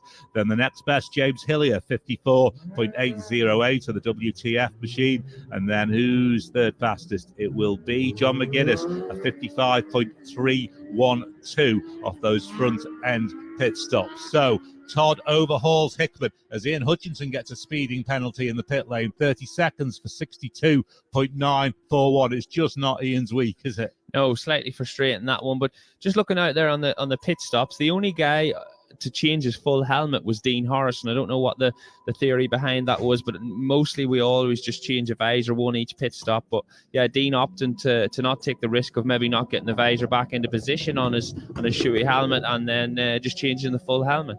Yeah, we did that last year as well, and it was great to see him just launch the helmet at Steve Plater in the pit lane. Good catch by Steve. But yeah, I don't know what the reasoning behind that is, like you say, whether it's a case of not wanting that visor just to not slot in, or potentially that it slots in and then it can fly off later on. I personally did the same. I don't know about you, Lee. Yeah, some people just sweat a little bit more, so you can get like a brow pad and stuff like that nowadays in the helmet, or they just fancy the feeling of having a fresh helmet put on. It always feels nice getting a nice new dry helmet on. So we'll keep an eye out there for the second pit stop and see if he does the same thing again. Absolutely. Then let's take you through those leading lap 2 times. A new Superbike lap record for Michael Dunlop on the Hawk Honda, 135.543 miles per hour, 16 minutes 42.101. Peter Hickman, 16 minutes 48.364, 134.701. Davy Todd, a 16-minute 53 is 133.98. Dean Harrison, a 16:59. So 4 riders under the sub-17 on this second lap at the RST Superbike TT, 133.234 for Dean. Then Jamie Coward, 132.098. James Hillier, 131.898. And John McGuinness, 131.574. Connor Cummins also up over the 131.487 as well. So could Chris Boyd's calculator brain work out what Michael Dunlop's lap time would have been if it had been a flying lap instead of a pit stop lap? I think we could probably take about 2.5 seconds off for him slowing down coming into the pits. So it would probably be nudging up towards a 135.8 type pace. There you go, guys. I'll keep testing him for him and keep him on his toes. That's pure speculation, though. Absolute speculation. But I don't. Yeah, Lee's put me on the spot several times this week. I think we've been up to the challenge most of the times. We're waiting then to get the revised leaderboard at Glen Helen gone late. Julian Trummer looked really fast into the pits there. It's not a good sign when you get away from the rider that's following you into pit lane. So I don't know if he forgot to put on his pit lane limiter or not. So maybe we'll have a little look at that one. Look when Chris is down there and see if he gets another time penalty. Okay, we're out through Glen Helen on the 3rd lap. Michael Dunlop leads Davy Todd. As we thought, Todd has passed Hickman in the pits. So Dunlop leads by 9.4 seconds from Todd. It's then 5.6 seconds between Todd and Hickman. Dean Harrison is then 10 seconds back on Hickman in 3rd. James Hillier is 23.8 seconds back on Harrison. Then Jamie Coward is showing us 7.7 seconds back on Hillier. And then John McGuinness, who is in 7th, he's only 3.2 seconds back on Coward. How frustrating would it be to know that you probably dropped time in the pits if you're Peter Hickman? Yeah, it will be a little bit frustrating, but I don't think he'll be too bothered. It's only a couple of seconds, and yeah, I mean the teams do a fantastic job in it. There's another 2 pit stops to go yet as well, so you can always make it back. Yeah, I'd just blame the team. Yeah, It's I would have won that, guys, but you have let me down. No, it's a team sport. You know, we get all the praise. We're the ones in the photographs, and you're the one that stands on the podium. But there's a massive group of people around you, and them guys are all trying their absolute best. And you can see, like what I explained before, the stress on the faces down below. We just seen Dean Harrison go through Kurt Michael again. That Honda is definitely not looking too friendly to him right now. It looks really nervous on the front end, and he's just gripping onto it, and that gets worse because the more it looks nervous or feels nervous, the more you grip onto the bike, and then that goes through the bike, and the feeling just gets worse. So yeah, this is going to be a long 6-lap race for Dean Harrison. Obviously, that changes as well, doesn't it? So when you've got a full tank of fuel to a nearly empty tank of fuel, the weight distribution on the bike changes. You'll obviously have a lot more mass at the front of the bike, so it must feel even worse. Yeah, it's another 20 odd kilos strapped onto the top of the motorbike. So yeah, and he will have known that if he's not comfortable on the bike, the feeling you get of the first time you go down Bray Hill and you think, oh my gosh, I've got 6 more laps to wrestle this thing round. So yeah, hopefully he can hang in there and still get a good result. Dean Harrison then is the first man to Balap, but he's got Michael Dunlop right behind him on the road now as we see Peter Hickman coming through. Kurt Michael. Dunlop then shows through Balap. We'll wait for Todd and Hickman to arrive to get an idea of the leaderboard there. But yeah, he's right with Dean Harrison. He'll want to clear Dean Harrison as quickly as possible, won't he? Yeah, absolutely. And he's looking super smooth, isn't he? We're just watching shots of Peter Hickman now, and he looks so economical and so comfortable on that bike. And it is one of the more stable looking machines, isn't it, that BMW? Yeah, and it definitely helps with Pete's size. You know, he's got big levers and he's a big lad and he's a very, very strong rider. And obviously, similar goes with the likes of Davy Todd and Dean Harrison. And Michael's probably the smaller of the four, do you know what I mean? But yeah, he doesn't lack in muscle strength or aggression there. But yeah, we can see, is that Michael right now on the back of Dean Harrison? It is, yeah, indeed, as they head out towards Sulby. Yeah, they're on the Sulby straight. And now we see Dunlop pulls out of the slipstream, goes round him on the right-hand side. He's cleared Harrison on the run down through Sulby. That was a nice clean move. Yeah, absolutely. That's a better place to try and pass somebody than the K tree for sure. And it was just a simple slipstream straight through there into the braking area. Now Dean needs to try and stick with him if he can. Yeah, and Dean will have been riding that bike as hard as he possibly can. But even the likes of that run down Sulby Straight, these guys are on the exact same motorbike. And the fact that Michael pulled out and passed him quite easily maybe means that Dean can't just sit there and hold the bike flat out, Jenny. Yeah, it's one of the things they were saying there was just to try and get a little bit more speed out of that Honda. They're all trying the hardest, to get every little ounce of brake horsepower they can still, and they're trying to match the BMs, which are doing 205 down that Sulby Straight. So yeah, we don't know at this point if Honda have gone back to running the Superstock engine just for reliability issues. We don't know if after what problems they've had in the Superbike engines and then not having a Superbike at the Northwest 200, it definitely would make sense to come here with the Superstock engine. Couple of riders caught by the speed and police in pit lane. Reece Hardesty, 60.579 kilometres, 30 seconds. Timothy Minot, 63.057 is also 30 seconds. So 3 or 4 riders picking up 30-second penalties, most notably Ian Hutchinson. Through Balaf, then Michael Dunlop leads by 11.9 seconds now. He's just done the fastest sector of the race, Glen Helen to Balaf, and that's coming out of the pit stop. So Dunlop leads. He pushes it up to nearly 12 seconds over Davy Todd. There's then 5.5 seconds between Todd and Hickman. Harrison continues to lie fourth, and he's now slipped 10.7 seconds back on Hickman, but he's still got 26 seconds in hand over James Hillier, who is fifth. Jamie Coward shows in sixth, John McGuinness seventh, then Connor Cummins and Dave O'Johnson. Mike Brown was holding on to 10th at Glen Helen. We just watched a fantastic replay there of Dean Harrison over Crosby Jump. He was practically airborne. The front came pretty high and the back wheel just came off the ground. It's so great to see. I don't know about you, Lee, but I held my breath every time I went over there. I think this is the worst thing that's ever happened to me. I've never seen so many slow-mo shots of bikes being out of shape and riders being overcommitted to... Yeah, I'd rather not watch it, if I'm totally honest. I don't mind listening. I listened to it last year at home when I was listening to you guys on the radio, but I preferred not watching it, and I could not go out and watch on the live track. Yeah, you just wouldn't be fit to commit to the corner in the same way. It is actually more terrifying standing at the side watching than it is riding the bike. Yeah, I try and convince this to people all the time. It feels lovely sitting on the bike, but when you watch the guys ride through, it's not comfortable at all. Look at Connor Cummins is by far the tallest rider in the field, and he gets tucked in better than any other rider I know, especially on that Malenko by Paget 600. You can hardly even see him when you see a frontal angle. So yeah, does a really good job of getting tucked in on that Paget's bike. Michael continuing to push through Ramsey on lap 3. It is 14.6 seconds the lead has gone up to now. So Dunlop is pushing on sector by sector. We're just getting news from race control of Almaroc Blanc has come off at the quarter bridge. He's up and okay. Almaroc Blanc off at the quarter bridge. So we obviously had a celebration yesterday for Michael Dunlop. Are we going to have another one today, or what is this is history in the making, and we're privileged to even be sitting here getting to talk about it. Obviously, we don't want to speak too soon now, but yeah, I can't imagine what the feeling's going to be down there in pit lane today if this does unfold. A long way to go yet, though. 3 more laps to do, 3.5 more laps almost as they come over the mountain on this final lap. Peter Hickman has made it to Ramsey Hairpin. He is 4 seconds down on Todd, so he's coming back at him. He's cut that from 5.5 seconds at Balaf to 4 seconds at Ramsey Hairpin. So there's a battle still raging for second place.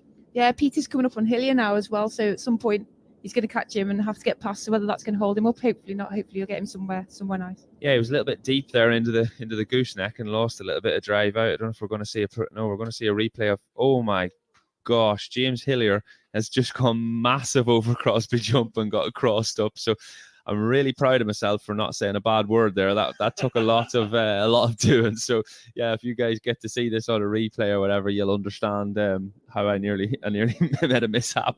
It's great there as well to see all the people sat at the side of the road. You know, you're practically in amongst the action there, aren't you? It looks fantastic place to watch. It's so quick though that we need the slow-mos to be able to see it, because if you're sitting on the side of the road, they're just coming past like a bullet. Unless we've got the slow-mo, we can't see how crossed up they were getting. And in James Hillier's case, that was huge. Yeah, absolutely massive. But yeah, I think even we've had this mentioned on the YouTube channel. Guys are saying, oh, we want to see it in live time, and we're going to see it on the big screen outside for you guys now and the fans. But it's you can't comprehend how much stress and flex is going through the bike and the rider unless you get to see a slow-mo. So yeah, you're getting spoiled with the footage this year, I think. Right up there with the famous James Hillier from Ballagary. Maybe not quite as wild from a few years ago, but nonetheless pretty leery over the top of Crosby.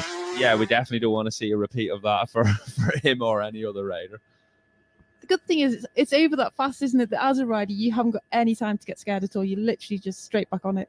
Yeah, that's a good saying. You haven't had time to get scared. It just happens. It's a good way to be. But no, James will have known that's happening. He probably might not have known how sideways he's got as his foot came off a little bit as we're seeing through the bungalow go John McGuinness with that beautiful style of his. He just looks so relaxed and comfortable. John's riding well here. He's in 7th place and he's still sitting in 3rd on the road. He started off at number 1. There's only 2 come past him so far. Yeah, credit to him and the team. He looks good on the bike. I don't know if they've gone a little bit different in setting ways to Dean. Obviously, the riding styles are completely different as well, and both riders will want different things from the bike. But yeah, John looks uber comfortable there right now. So Richard from Maxton saying that John had a setup, I think, on day 1 and has not touched it. He's just super, super happy. Yeah, that's a good sign. It makes Richard's job easy as well, I guess. But yeah, he's confident on the bike and he's going faster all week. He's going faster and faster. So he might even perhaps come to the end of this race and go, right, we need to take a step with the setting now to make the next step in lap time. So through the bungalow then on lap 3, Michael Dunlop on the Hawk Honda now leads by 15.9 seconds. He's pushing this out sector by sector over Davey Todd on the Milwaukee BMW. Todd is 4.8 seconds ahead of Hickman. It was 4 seconds exactly at Ramsey Hairpin. So Ramsey Hairpin. So Todd has added 0.8 of a second to that advantage on the climb of the mountain. It's then 10 seconds back between Hickman and Harrison, who lies 4th, and James Hillier continues to be in 5th, 35.7 seconds down on Harrison. Jamie Coward, who's having a really good run, given he's on a stocker up against all these Superbikes. He is only 1.9 seconds down now on Hillier, so he's coming to Hillier as well in the battle for 5th, and then John McGuinness is lying in 7th place. Yeah, Jamie Coward is some rider, isn't it? There's a few guys out there kind of trying to bridge the gap to the top sort of 3-4, and he's one of those guys, and he's doing a fantastic job on that super stock machine. Yeah, and it's hard sometimes because we sort of play a super stock bike down, but I prefer to ride one, and a lot of guys do. They're just a little bit more friendly and a little bit easier to ride, and just for someone smaller like me, that I could probably constantly do the same lap time on something that's a little bit easier to ride than doing a faster lap time for the first 2 laps and then suffering more for the remaining 4. So yeah, it's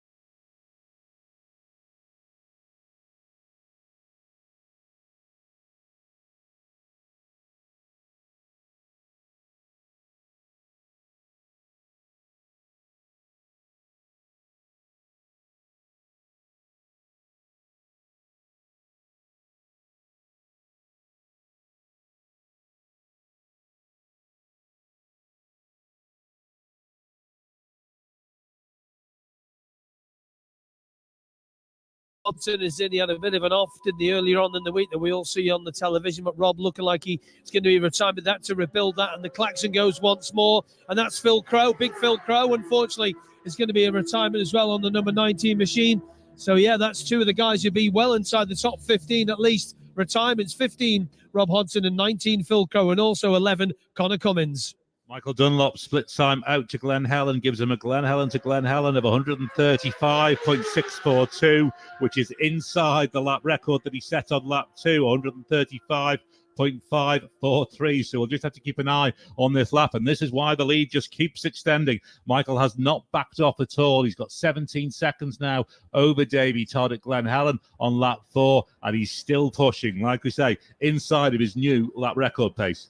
Yeah, he's obviously got a good feeling with that bike, and he's pushing on, and this is what we want to see. Obviously, if we wanted to see the new lap record probably get pushed more, but he's already done that in the first laps. But we nearly normally have to rely on the last lap, and there needs to be a battle between two or more riders. But I think if Michael goes on to the last lap with a possibly looking like up to a 20-second lead, we're not going to see that happen today.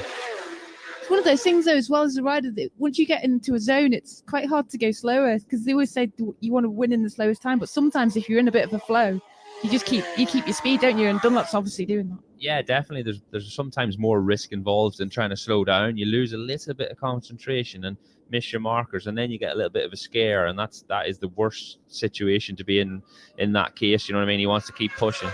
It's not been a great few minutes for the Malenko by Paget's Honda team. We've seen Connor come in. Ian Hutchinson has apparently retired at Windy Corner. So both of the Paget's machines out of this race. Davies just got past John McGuinness as well. So he's got him before Kirk Michael. So, yeah, Davies in front of John through Kirk Michael. A little bit more traffic for Davey Todd. And I guess that's Peter Hickman always makes the choice of number 10. Davey Todd is at 8. You wonder if in future years Davey Todd might want to try and move himself a little bit forward. You're trying to say he doesn't like Peter Hickman, or he just wants to get away from him?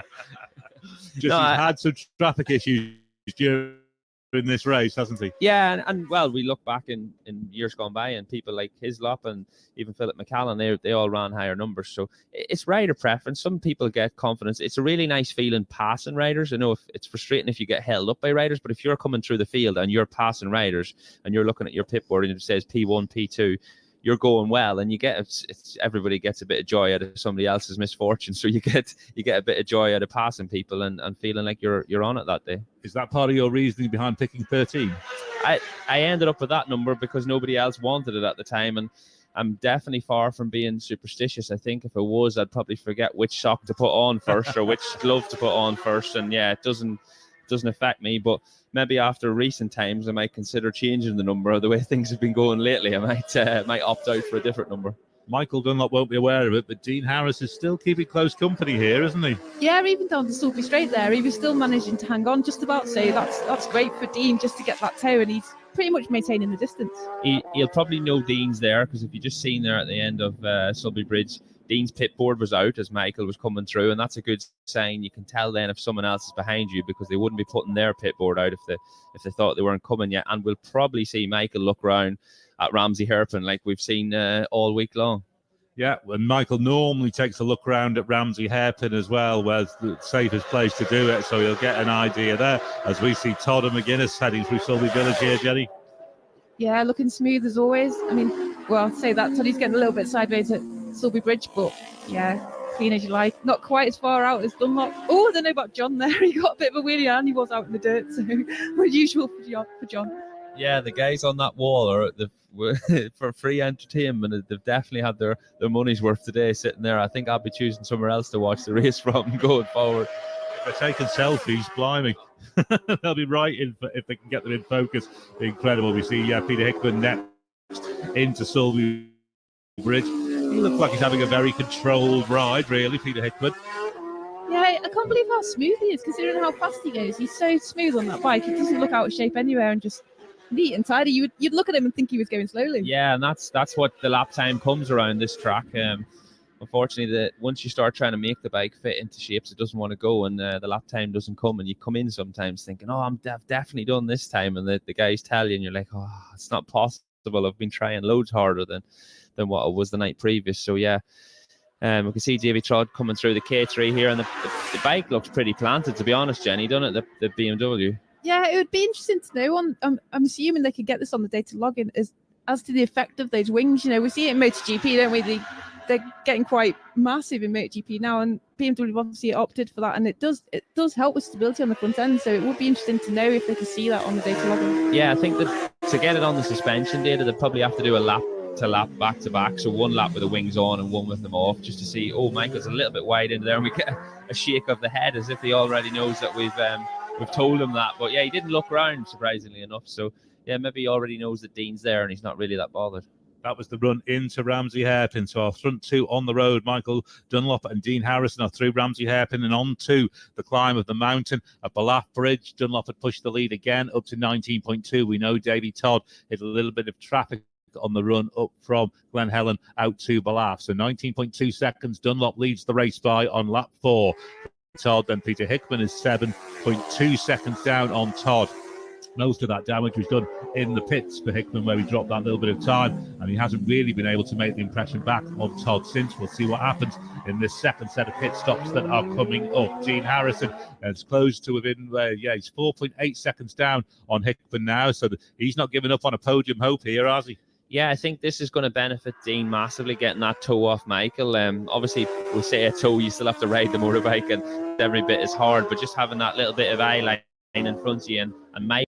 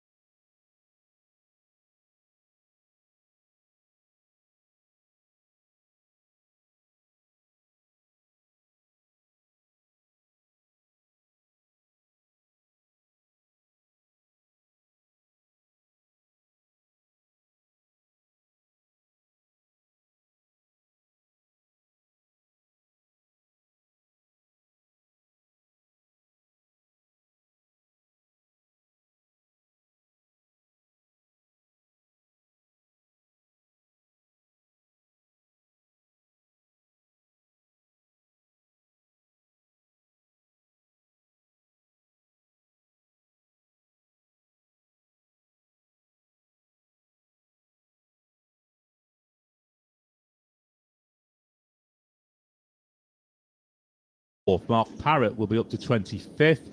Jonathan Getchke 26th. For his hardesty 27th. Timothy Minot, who got a penalty in the pit lane, 28th. Michael Russell 29th. Rounding out the top 30 will be Tom Robinson. But now we're watching the front end of the field come over the mountain, and they arrive at the bungalow, Jenny. Yeah, and Dunlop's still in front of Dean there. Dean's hanging on to him. The gap's not really changing at all either. He's hanging on, matching him like for like, pretty much. Yeah, it'll be in Honda's interest here to try and get a good pit stop and get Dean out straight back onto the back of Michael Dunlop, if not out before him, and then just get towed round again. It's nice for this stage of the race if you can have someone there in your eye line just to pull you around the last two laps, and this is when the body's really starting to fatigue and sweat in your eyes, and it's getting hard. So yeah, it would definitely help Dean, and obviously it's working as well to pull him back onto the back of Peter Hickman. What's the gap right now? Is it back down to... Between Harrison and Hickman, we're waiting obviously for Hickman to arrive at the bungalow at Ramsey. It was down to 2.7 seconds. Harrison had close to within 2.7 seconds of Hickman. We're just watching David there get his elbow down at the bungalow. He does that pretty much every lap, and it is actually pretty cool to see. There's no point in going fast if you're not looking good doing it. So he's definitely got them two boxes ticked right now. He's absolutely flying on the Milwaukee BMW and dragging his elbow around the corner at the bungalow. Earlier in the lap, Michael Dunlop was on a new lap record schedule. He's about 1.8 seconds off the lap record that he set on lap 2 now. So he has just maybe backed up a little bit. Maybe he's starting to just get the message that he wants to look after the bike. There's still a long way to go with the run over the mountain and 2 full laps to come. Yeah, and obviously, like we spoke about before, there's been some issues with the new Honda Fireblade, but yeah, he's riding his own race now. He'll watch his pit boards, and I know he mentioned yesterday in the Supersport race that he only had 1 or 2 pit boards out there, but he might have put a few more out for today, just if knowing that it was going to be a close encounter with the top 4 out there. So yeah, he might have more pit boards, and he'll be getting that information and just riding accordingly. Disappointment for Connor Cummins. He's with Beth. Yeah, collective sigh of disappointment from all of us. Connor, what happened? Just second lap, my bike just developed a bit of an issue that I wasn't quite happy with, but I sent her on and after the pit stop and hoped it was going to sort itself out, but unfortunately it didn't get any better. So yeah, we're just going backwards at that point, really. So I had to pull her in. So sorry for you, Connor, but it sounds like the right decision. Yeah, absolutely. So tomorrow's a new day and all that. Take care. Thank you. Oh, such a shame. Connor sounds totally dejected there. Real shame. Dean Harris knows we go through Signpost Corner. We're going to have the guys with us very shortly here into pit lane for this crucial final pit stop. Harrison is still right with Dunlop as they run down towards Bedstead Corner. It is just those 2 riders, obviously, through Cronknamona so far on this 4th lap. Yeah, just looking down into the pit lane again, we can see Mark Buckle here is doing Davy Todd's fuel filling, and he's stretched this cable out 5 times and probably pressed the nozzle another 6 times. So he's definitely getting his motion into action. But we'll have to just see if they do get the fastest pit stop after all this practice. But these 2 guys are pretty close. Michael's pit stop is only 2 spots away from Davy Todd's pit stop, but I think these guys might be away before Davy gets in, will they? Let's go down to Chris Kinley. They're here. Yeah, Michael Dunlop's in 24 seconds to Davy Todd, exactly when they went through Cronknamona. Dean Harrison also, and he stayed on the back of Michael all through this lap, and Michael in there now. He leads Dean Harrison provisionally in 2nd place across the line, 31.051. So at Cronknamona, Dunlop, Todd, Harrison, who has now got ahead, Chris Boyd, of Peter Hickman.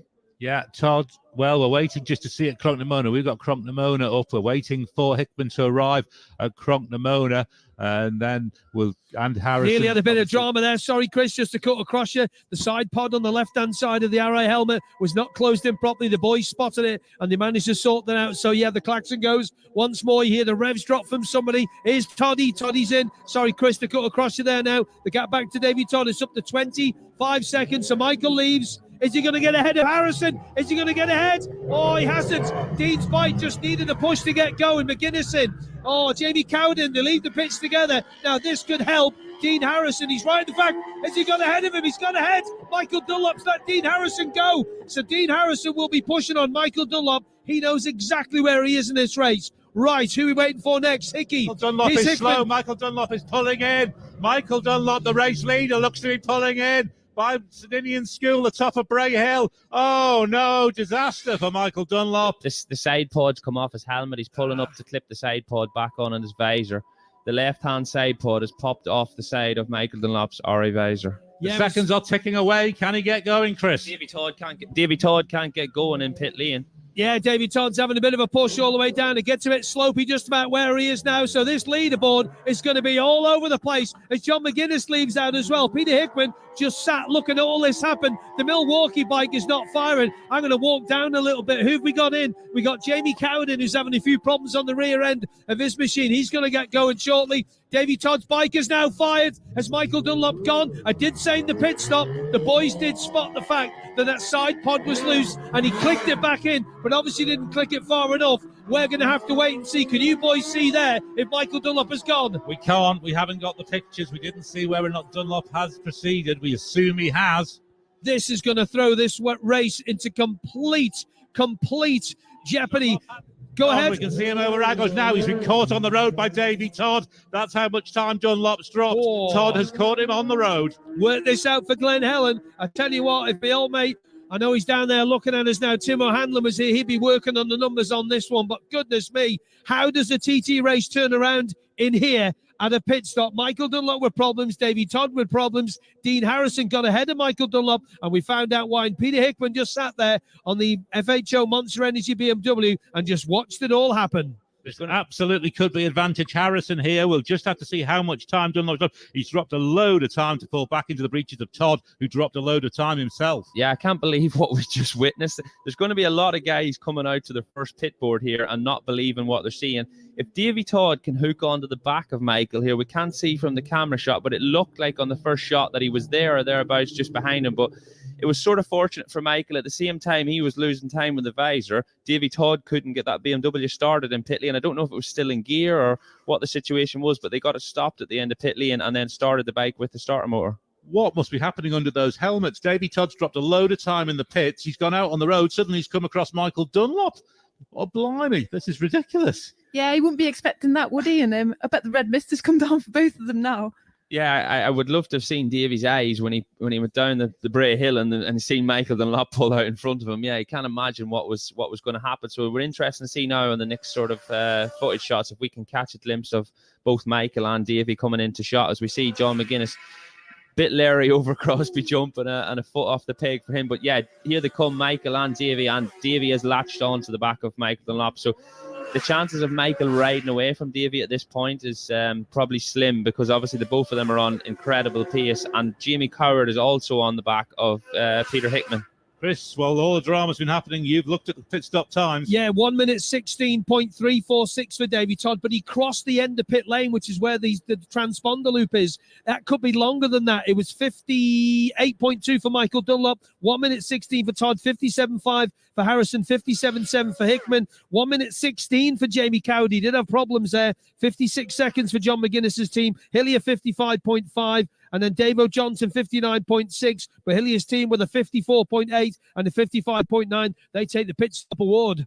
Absolutely superb, but we're going to have to wait for the shakeout at Glen Helen because both Michael Dunlop and, as you said, Chris, Davy Todd's dramas happened after the end of pit lane here, literally for Davy Todd right at the end of pit lane. So we'll just have to wait to Glen Helen. This thing has just potentially blown wide open here. We do get Dean Harrison into Glen Helen, so he's through first on the road, but how far behind is Michael Dunlop going to be? 30 seconds between them in terms of start interval, another 20 seconds from Michael Dunlop back to Davy Todd. So Davy Todd will definitely be ahead of Michael Dunlop in terms of the race because he's with him on the road and he started 20 seconds behind him. But what is the gap between Harrison and Dunlop? That is what we're looking for. Harrison is through Glen Helen. 30 seconds. We have to wait for Michael Dunlop to arrive on start interval. But is it going to be more than that? Yeah, I think this is definitely not technical mass, but I think Davy Todd is probably going to be leading because he's obviously caught Michael on the road and bridged that 20-second gap. And I don't think he lost enough time to be. He was was he already 20 seconds ahead of Dean Harrison? Well, I think there must have been at least 30 seconds now, and Todd and Dunlop have not yet arrived. Here we go. We get another rider into Glen Helen. And that's John McGuinness coming through, second on the road. So the two Hondas, the factory Hondas, are now first and second on the road. Here we go. Dunlop and Todd arrive. And it is Dean Harrison that leads the race on lap 5 at Glen Helen. Harrison takes the lead after all the dramas coming out of the pit stops. Harrison leads Hickman. Hickman now moves up to second. It's Harrison from Hickman by 1.1 seconds. Oh, my word, lap 5. Harrison leads Hickman, 1.1 seconds between them. Then it's 10 seconds back to Davy Todd. He's going to be coming. Then it's 19 seconds back from Todd to Dunlop. This race has blown wide apart with all the drama in the second pit stops. Yeah, so it looks like Michael has lost upwards of 30, 35 seconds at least. And you would think that on the position where he stopped on the track to get the bike stopped, to get the visor back in and then get going again is a normal position where everybody is absolutely flat out. So yes, really, really frustrating that for Michael Dunlop. And we spoke about before how crucial it was, the guys in the pits. So yeah, a little bit frustrating for him on that one.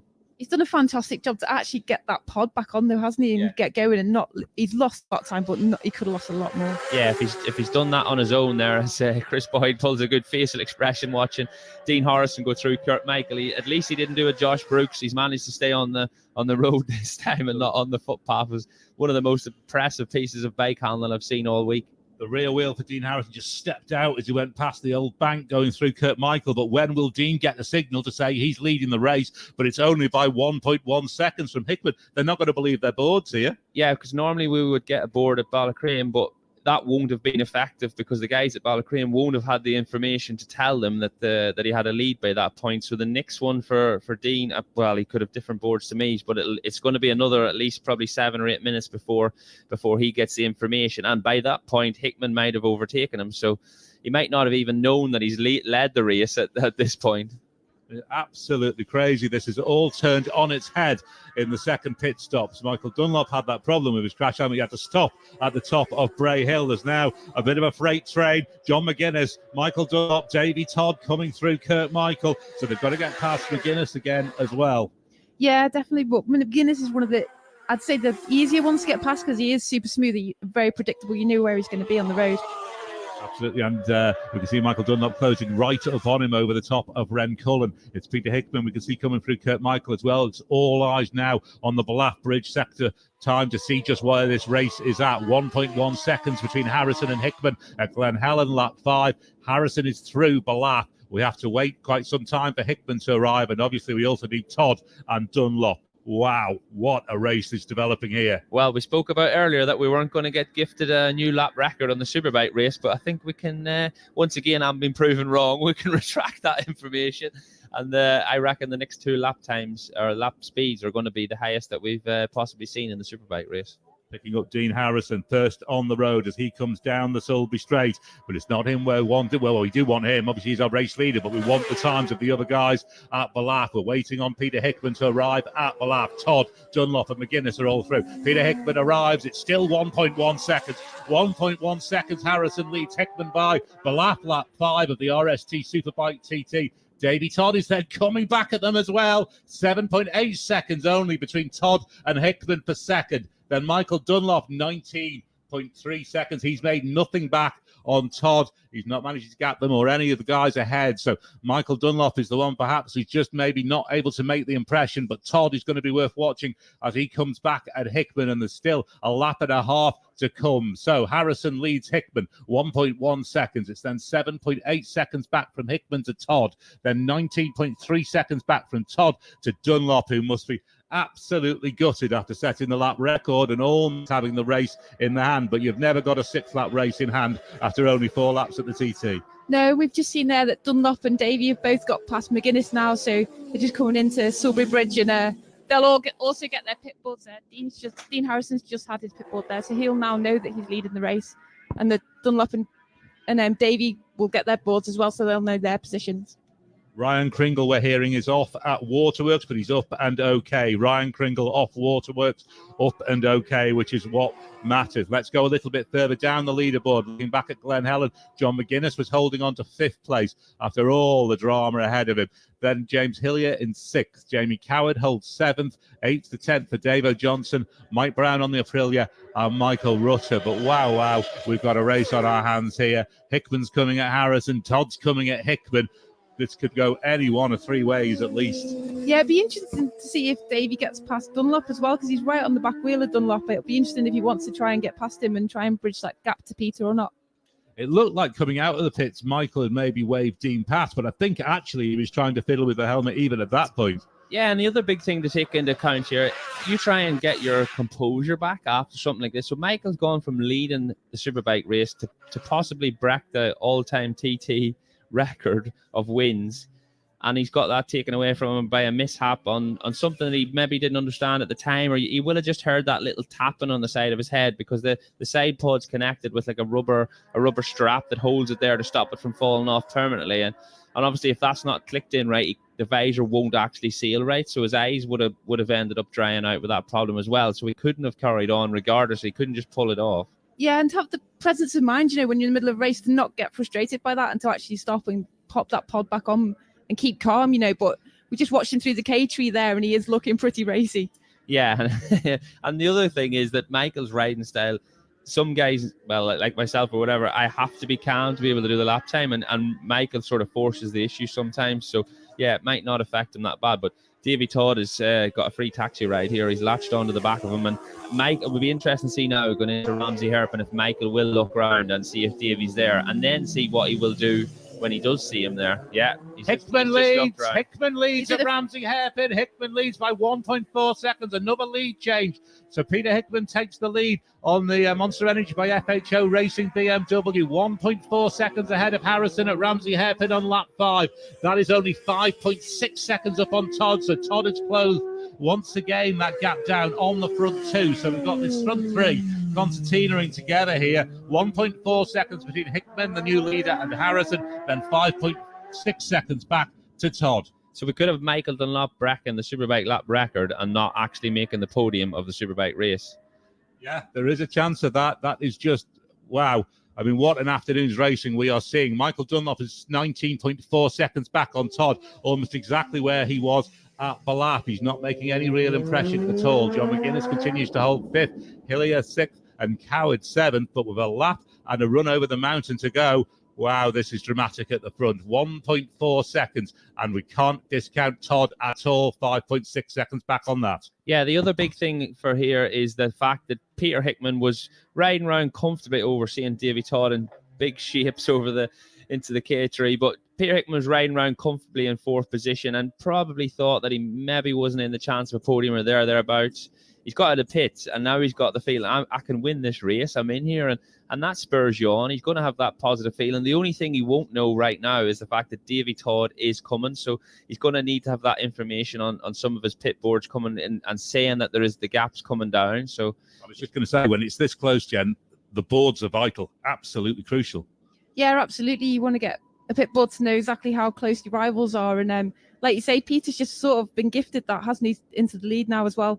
And yeah, he'll be pleased with that. And like you say, he'll be settling in now. He maybe before thought he was going to be in for a 4th place, but now he's got a chance of a win. So maybe that, like you say, that spurred him on. And he's still looking smooth. He's not looking as rattled as Dunlop is, to be fair, but he knows what he's doing, doesn't he, Peter? So I believe Todd is through on Michael Dunlop here as well at the end of the mountain mile, or it looks like that from the footage. So it'll be interesting to see as he looks like trying to come back past Todd as well. So yeah, this is going to be a ding dong that we weren't expecting to see on the road, because both of these guys were on for the battle for the race win, and now they're together on track. Being 30 seconds apart on the start times was never really going to happen before the incidents. But yeah, so Pete.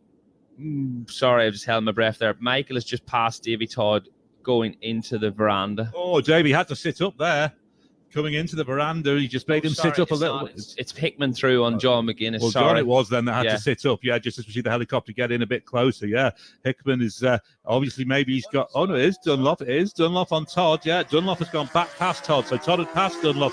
They've now swapped back. Dunlop is back past him on the run through the bungalow. So we're just going to wait on our new race leader, Peter Hickman, to arrive at the bungalow. We've got Harrison, Todd, Dunlop through there. We've also got Hickman now and McGuinness. Let's just wait for the times to flash up.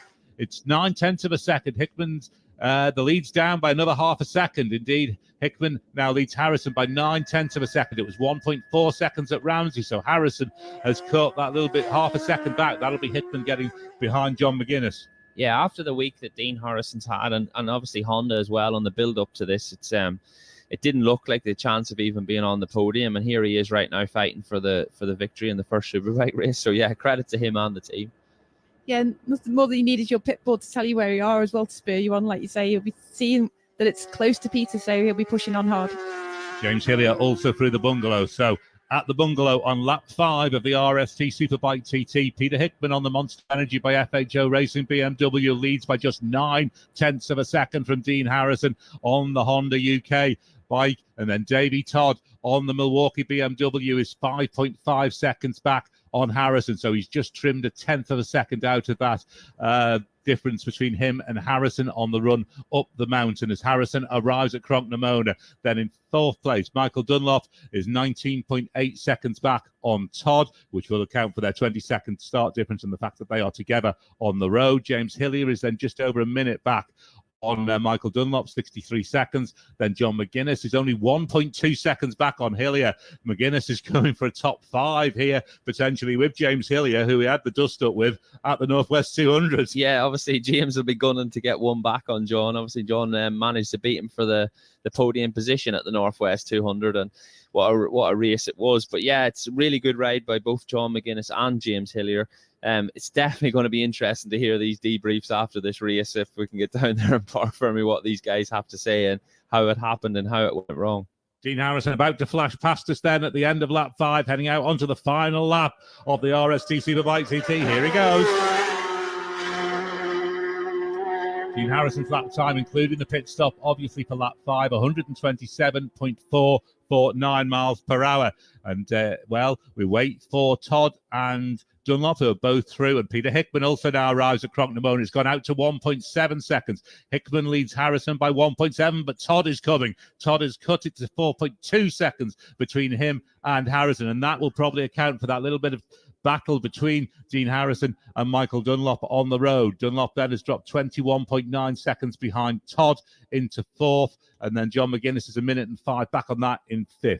Yeah, so it's a little bit hard to work out how the pit board might work. So the guy that's leading the race will only have his plus time to second position.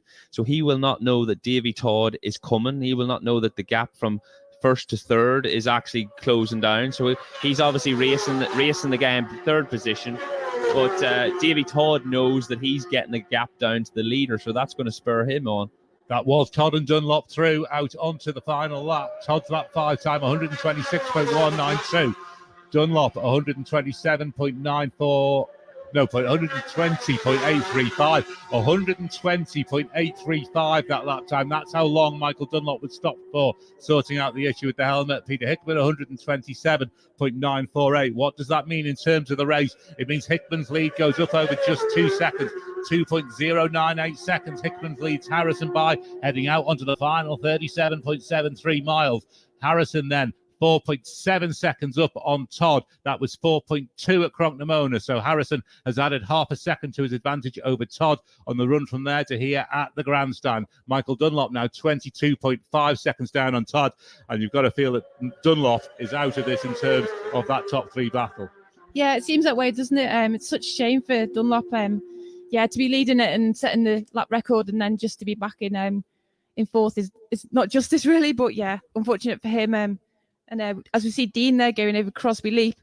Yeah, we just received some footage. Michael actually took his helmet off and clipped that side pod back in and took off again. So the composure to be able to do that in the middle of a Superbike race with what lies at stake to become the all-time most winning rider of the Isle of Man TT. Gloves off as well, because gloves off. Yeah, you can't there to work on the helmet. You can't put it on with your gloves on. So yeah, that is incredible. And then the composure to get back on the bike and still be pushing at these lap times. So I wouldn't be surprised if he beats the current lap record in this last lap as well. Just trying to prove a point to everyone.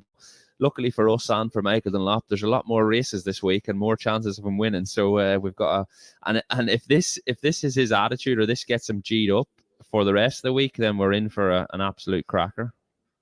Absolutely, we are. So going out onto the final lap then, let's just recap it because everyone's gone so haywire. Hickman it is that leads by 2 seconds from Harrison. There's only then 4.7 seconds back to Todd. So Todd could well come into this yet as well. 22.5 seconds back to Dunlop in 4th.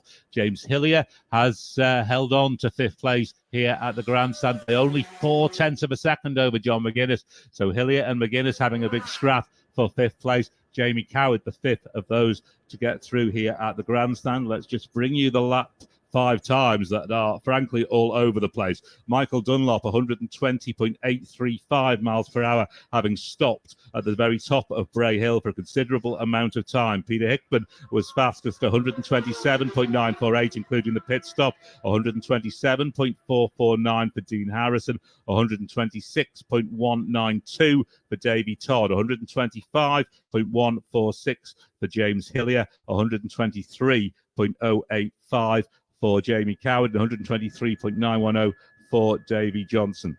We just saw a replay there of John McGuinness over Crosby Leap. I think that's the most out of shape I've ever seen him. He had it all going sideways. Yeah, it's not doing my nerves any good watching this, Jen. To be honest, the next time I watch the TT is going to be when I retire. I'm only going to come back there, and that's the rules from now on. Incredible scenes we're seeing here on this. The footage just gets better year on year. Yeah, the slow-mos are just fantastic. Like you say, we wouldn't have been able to... It would have been a blink of an eye, wouldn't it? John getting out of shape there, but we managed to see him and it was fully crossed up, which is is so unusual for John. That may be a sign that John's got the message that he's in a huge battle with James Hillier here. We see the replay. Whoa, it was well out of shape, wasn't it?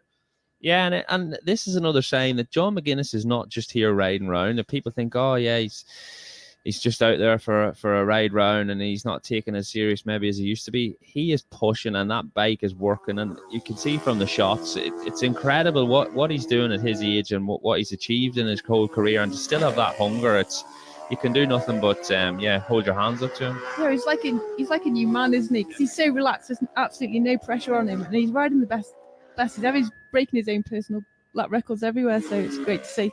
We've got the front four then through Glen Helen on lap 6, the final lap, and it is now Hickman who leads by 4 seconds from Harrison. So he's pushed the lead out from 2 to 4. He's doubled his lead on the run out from Grandstand to the Glen Helen. Hickman leads by 4 seconds, and it's 2.7 seconds only to Davy Todd. So Davy Todd is certainly coming at Dean Harrison, then 21.7 seconds back from Todd to Dunlop. John McGuinness and Jamie Coward also through Glen Helen. We await James Hillier, who is sitting in 5th place. So Hickman, 4 seconds. He's pushing this out now. Yeah, we're just watching shots of Peter Hickman. Still looking super smooth, and he's been in this position so many times, he'll just know exactly what to do just to control this from his leading position. We're waiting just to see what the set. It's actually Michael Dunlop who's fastest on the run out to Glen Helen, so he's still trying, absolutely, but the battle is ahead of him now. He's unlikely to make any inroads really with 21.7 seconds to get to Davy Todd for a podium. But then again, all these bikes have still got to finish here, Lee, and we're into the attrition part of the race now, the very final part. There cannot possibly be any more action than what we've already have. I've come up to this job thinking I'd have a handy day out watching some motorbike racing, but the excitement today already is going to tip me over the edge before the week even gets underway. Yeah, we've got 3 riders, we think, under the Superbike lap record pace out to Glen Helen that Michael Dunlop set on lap 2. We've got Michael Dunlop, we've got Peter Hickman and Davy Todd all under that split out to Glen Helen. This is what we wanted to see, isn't it? This is what we spoke about at the start of the race before Michael put out that big gap, and he's caught back onto the rear wheel of Davy Todd. But yeah, we were worried at the start of the race that it was going to be just a show from Michael Dunlop and then end up rolling off on the last lap and not see that lap record go. But we could see up to 2 or 3 riders break that lap record now on the last lap of the very first Superbike race of the week. Yeah, all we needed was a little bit of drama just to spice it up, didn't we? And all of them have got like the bit between their teeth now because they all want to win it. And Peter's got the bit behind his teeth. Like you say, he might have settled for 4th, but he's on it now. Hickman must have thrown the Joker card there because he's caused all sorts of carnage ahead of him, got himself back into the race and taken the lead. So Peter Hickman then, we await at Ballaugh Bridge. We've got Dean Harrison through Ballaugh. We're seeing John McGuinness getting a huge ovation as he goes up over Wren Cullen. And this is, as you said, Lee, no mean ride by John. This up into the top 5, top 6, and battling really with Hillier for that 5th place. Yeah, and just seeing the crowd's reaction there over Wren Cullen as Peter Hickman's leading the race and he gets a big cheer, and John McGuinness gets as big a cheer, if not a bigger one, for the battle for 5th or 6th position. So yeah, the respect from all the fans around the track as we watch Dean Harrison go down Sulby Street. The bike looks a little bit more settled, maybe not just as he got to the end there, Jen, than it was earlier. Yeah, maybe the lighter fuel load is helping, and he's tucked in as much as he can right out of the wind. Another retirement, we think, Chris Kinley. Yeah, unfortunately, it's Mikey Evans, local man, former Manx Grand Prix winner, riding so well within the top 12. But Mikey retiring the GSXR Suzuki, and he looks absolutely gutted by that. Just clasps his hands to his knees, puts his hands to his head there now. Massive disappointment for Miggy there, of course. Very popular rider, locals. Give him a round of applause, folks. And then Mikey. I don't think we'll have a word with him, to be fair. He's normally good to have a little chat. He might have calmed down enough when he gets up to the top when Beth will be waiting for him. But yeah, back to you, boys and girls. Yeah, unfortunate that for Mike. He had a really good ride yesterday in the Supersport race. I think he went quicker than his previous best lap time. So yeah, it's unfortunate that for the local lad. It takes a lot of effort and things to get the teams and everybody in, and then to break down on the first big bike race of the week is hard to take. Especially though when you've ridden 5 of the 6 laps, you put all that effort in. You made it through 5 of the 6 laps, and then you don't quite get to the finish. Yeah, there's nothing worse. Is that you'd be absolutely gutted. But it is what it is, and there's a lot of more races to come this week. You've just seen a shot of Peter Hickman there go over Sulby Bridge, and the BMW lit up properly across the road and right out to the bridge. But we could see the guy holding his pit board out at just the other side of Sulby Bridge. We see maybe as John McGuinness got a board there as well, or someone's got one out for him. No, the guy's just sorting out Peter Hickman's board. That is actually, I'm going to give him a shout out, because that is actually my pit board man for BSB's, Martin Knight, and doing the pit boards there at Ginger Hall. So hi, Martin.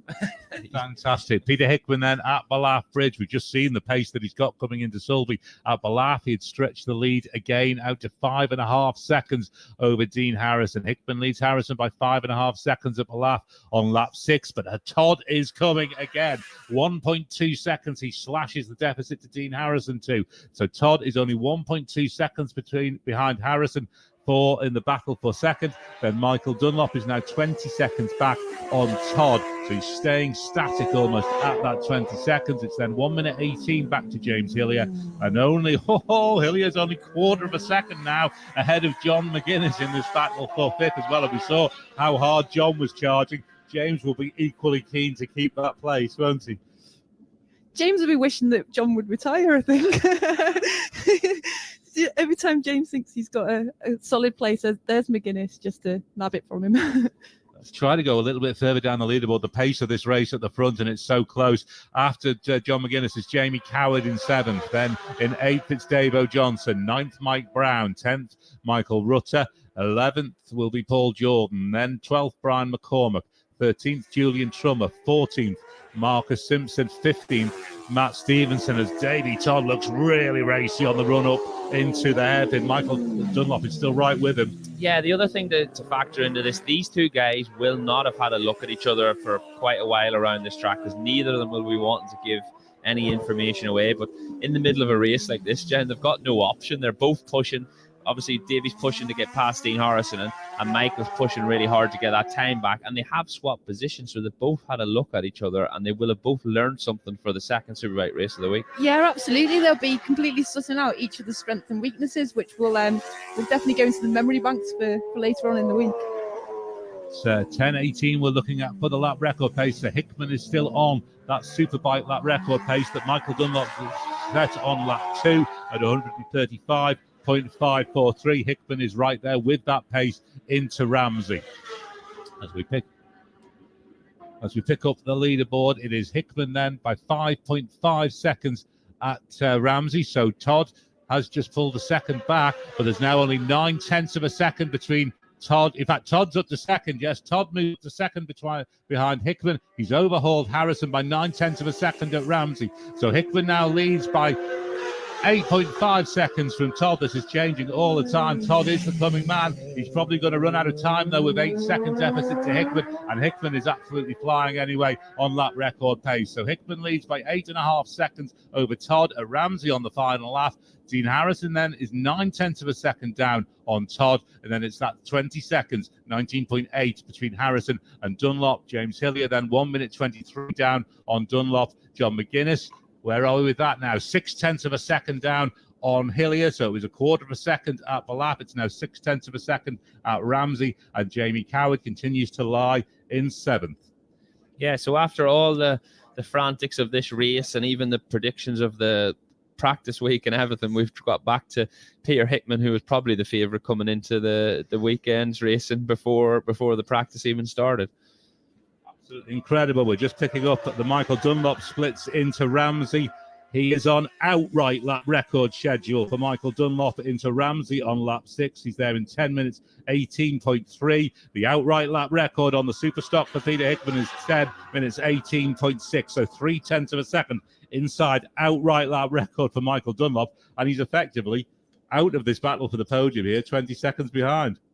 Yeah, but it's obviously definitely the red mist has come down, hasn't it? That's just fired him right up to still just achieve whatever he can in this race, and he's just pushing on as we can see on the screen. Yeah, I think the guys are going to have a watch this afterwards and realise that Michael was 20 seconds up the road, and what has happened now is all a freak of accidents, and even with Davy's bike not starting and the helmet issue and stuff. before any of that happened. And I know you can only win the race that's happening in front of you, but yeah, it was there to be had for Michael, and all he had to do was sort of not cruise home, but a 20-second lead here is much of something that he could control with his ability. So although he'll be absolutely devastated about what happens today, throwing forward to the senior come Saturday, he'll know he's got the pace. Yeah, and if you ask any of these guys, would you rather win the first bike race or win the senior? You've got a whole year to wait to win another race after winning the senior. So yeah, you take that one. And obviously it would have been great to get it done today and get that record of all-time wins broke. But we've got a lot of racing to look forward to this week. He has just slipped off outright that record pace at the bungalow, but is still on a pace just to know he's about a second off his own lap Superbike lap record from lap 2 as well. So he's just slipped off that pace a little bit, as we have now got them all through the bungalow, and it is Hickman extending the lead over Davy Todd. No, in fact, it's come down a little bit from 8.5 to 7.9. So Todd's just had 0.6 of a second out of it on the run from Ramsey to the bungalow. Hickman leads Todd by 7.9 seconds. Then it's 1.6 seconds back between Todd and Harrison, so that advantage has gone out a little bit more as well. Todd is definitely flying and set for second place potentially here, but still a way to go on the final run over the mountain. And then Michael 18.8 seconds down on Harrison. Yeah, it's got to that stage in pit lane now where you see the teams just milling around, and nobody really wants to walk down to the winner's enclosure just yet, because the last thing they want to do is jinx the result. Obviously, if you're in a dead cert podium, and they'll start walking that way down, but they're all just milling at the top of the pit lane now. We can see the FHO team and the Honda team and stuff, and nobody wants to commit to walking down there just yet to wish any bad luck on the rider. Harrison then is through Cronknamona. He's about to finish this RST Superbike TT. He will be first on the road. He's third in the race at the moment, behind Hickman and Todd. We'll await the arrival of Dean Harrison first on the road, and then we'll just have to wait for Hickman and Todd to arrive to see what these positions are like. At the bungalow, as we said, it was 7.9 seconds Hickman led Todd by, then 1.6 seconds back from Todd to Harrison, as they do both now arrive at Cronknamona. Todd, we wait for Hickman. Obviously, Todd is still, 4.7 seconds. Here he comes across the line, Harrison. Fantastic race for him on the Honda. He's first across the line. Hickman at Cronknamona leads by 6 seconds from Todd. That should be enough. And then Todd by 4.7 seconds from Harrison. So that likely to be our podium. We'll just wait to get these guys across the line. Michael Dunlop has 15 seconds down on Dean Harrison, 15.8 seconds down on Harrison. They are the four through Cronknamona, and Dean Harrison obviously has finished his race, but the battle for the race win is out there on the road still just at the moment. Harrison in here now. We'll wait for Hickman and Todd as John McGuinness makes it to Cronknamona as well at the end of his race. Final lap for Harrison, 134.335. Here we go across the line together. Todd and Dunlop. And we await next for Peter Hickman. Hickman, I think we can hear on to Glen Crutchley Road. Here he comes. It will be. There you go. 14 times a TT winner now. Peter Hickman.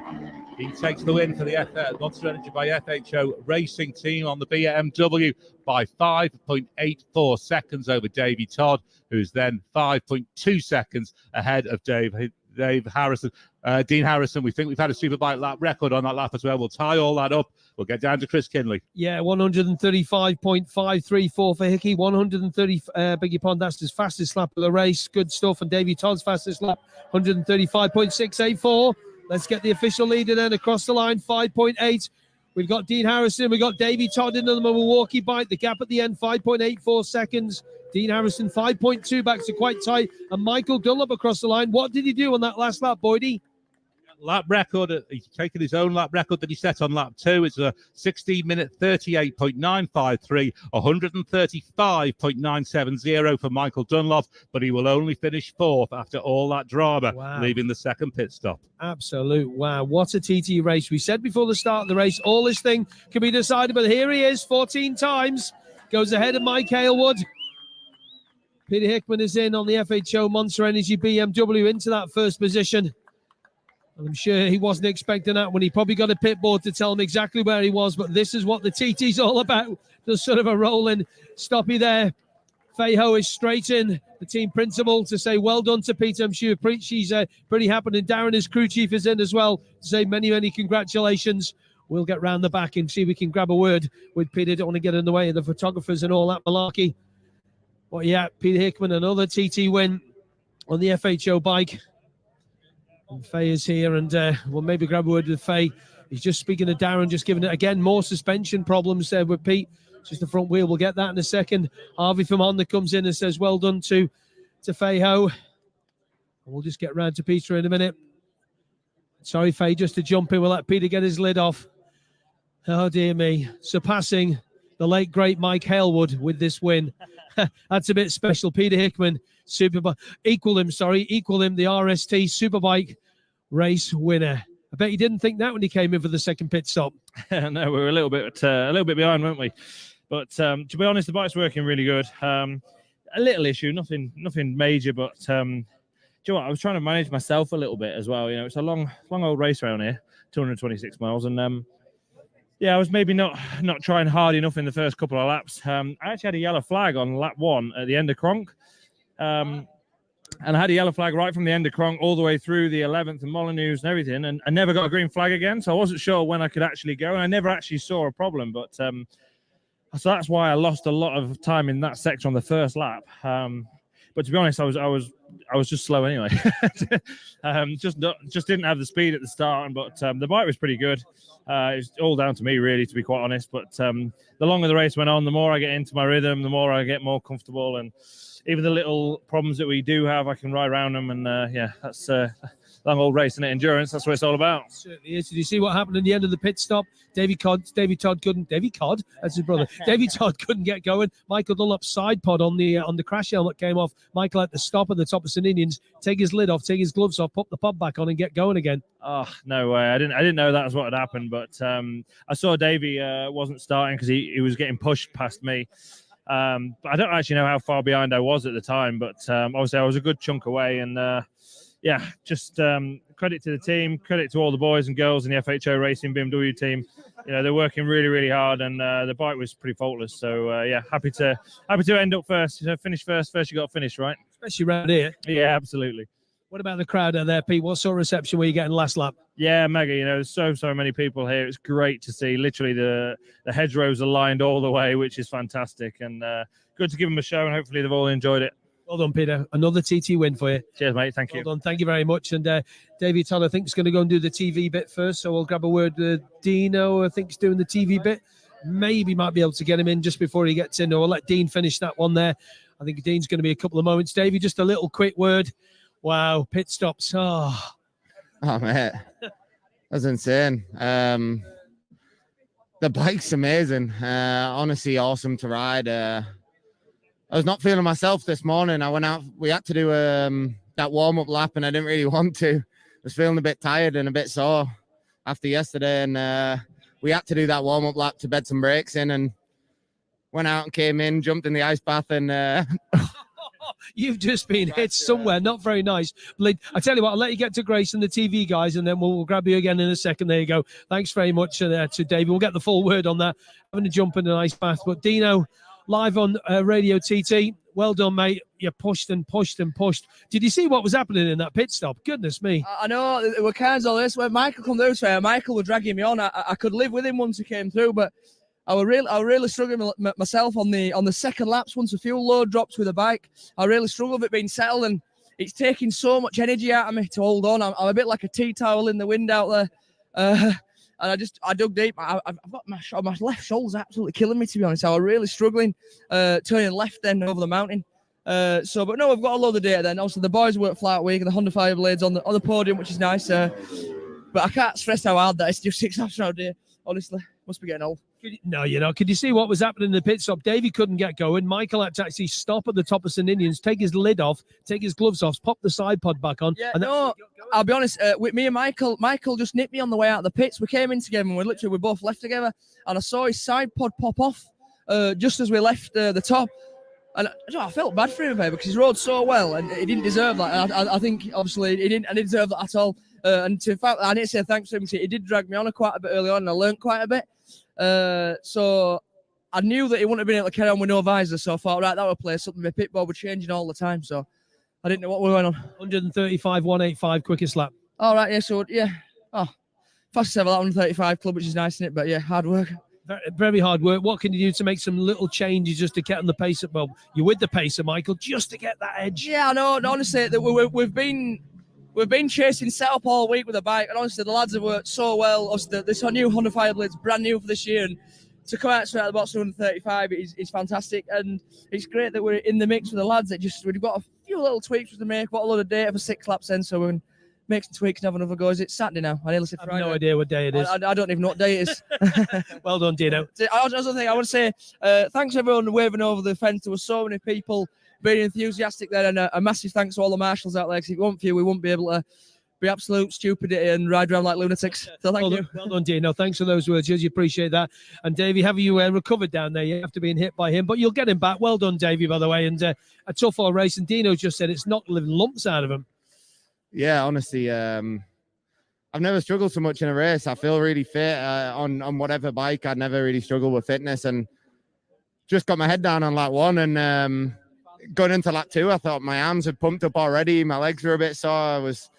Felt like I was really like struggling maneuvering the bike a little bit, which the bike's working mega. It's no fault of that. Just felt a bit sore out there, and then just tried to get my head down, grit my teeth, and felt like we consolidated sort of second place, and sat in there behind Michael, and we both had a bother in that pit stop, and I guess it fired me up for them last couple of laps. Once I got back going, got my head down, actually rode around with Michael for a little bit, and felt like I had a little bit more, and had to go a little bit more to get on the box or get P2, and stoked to get that back on the last lap. But however tired I was, I wish there was another lap, I guess.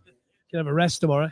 Yeah, I'm looking forward to it. Thanks for your time, David. Cheers, man. Cheers, man. Cheers. There we go. The top 3 and the RSD Superbikes. Back to you, Boydie, to tidy up. Absolutely. We'll go through the lap 6 times, including the lap record for Michael Dunlop in just a second. But first of all, Jenny, the final winning margin is 5.8 seconds. Davey Todd has probably lost that race in the second pit stop. Yeah, don't tell him that. He'll be gutted, but I mean, he's done fantastic, hasn't he? To have all that drama in the pit lane and then to come back to get second is an outstanding ride from him. Absolutely. Beth has got 7th place finisher, Jamie Coward. Yeah, just with Jamie here, just looking at your finish. How are you feeling? You've got some ice on your wrist there. Yeah, I was saying before the race, I were actually contemplating whether or not to go out because the bike was handling so bad, but the guys made a change then, and straight away from the off, it felt a lot better. And race were going great. We managed to catch John up, and unfortunately, the second pit stop, the lads are running the super stock bike, so the rear wheel device is a bit difficult. It's not a proper superbike rear swing and arm, so you can't change it that quick. So unfortunately, the pads moved about, and we lost a bit of time in the pit. But I'm just over the moon because the bike's actually riding a bit better now, and I can ride it, should we say. So it's and that's my fastest ever time around here as well. So I'm absolutely, before the race, I'm really in tears, and now I'm absolutely over the moon. Oh, that is brilliant. I mean, a lot of drama in the pits. I don't know how much you're aware of, with Michael Dunlop had to stop at the top of St. Ninians, take his helmet off and whatever. So, I mean, it can all be win and loss there. Yeah, actually, to be fair, when we came down, when I got out of the pit lane, Dave, I could see Davey, and I thought I saw a black speck, and I was like, who the hell was that? And then when I just got back, the boys just said that it was Michael had to stop and change his helmet or put his visor back on, which is unfortunate. But I'm just over the moon. The bike's better now, and we can look forward to Tuesday now. Or is it Tuesday? Yeah, Tuesday. Yeah, I think so. Yeah, Have a day off. Yeah, I have a day off, thank God. Oh, lovely to see you happy. No, thank you very much. There we are then. That's Jamie Coward with his fastest ever lap of the TT course on the final lap, 132.696, and that's on effectively a super stocker lead, so he's going some there.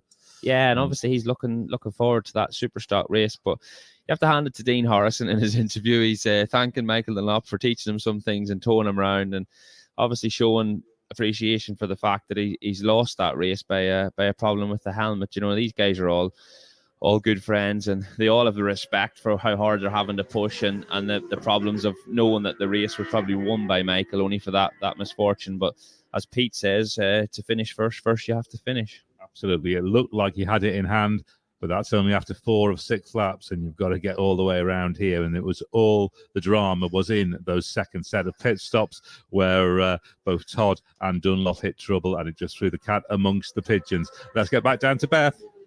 Yeah, I'm just here with Mike Brown, who's just taking a drink. There was a lovely round of applause for you when you came in here. Talk us through your race, Mike.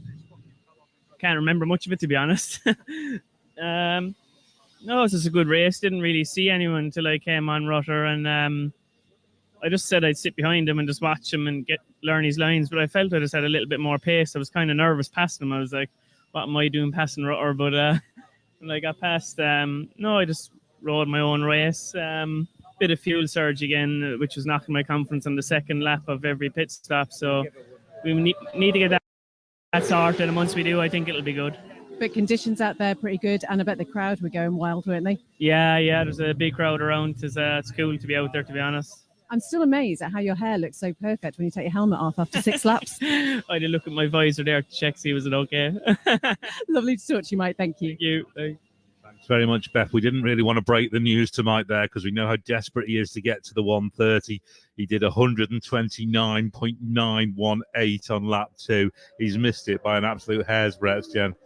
That's all right. He's got a Superstock race to come, and 2 Superstocks and a seniors come. So I'm sure he'll get it before the end of the week.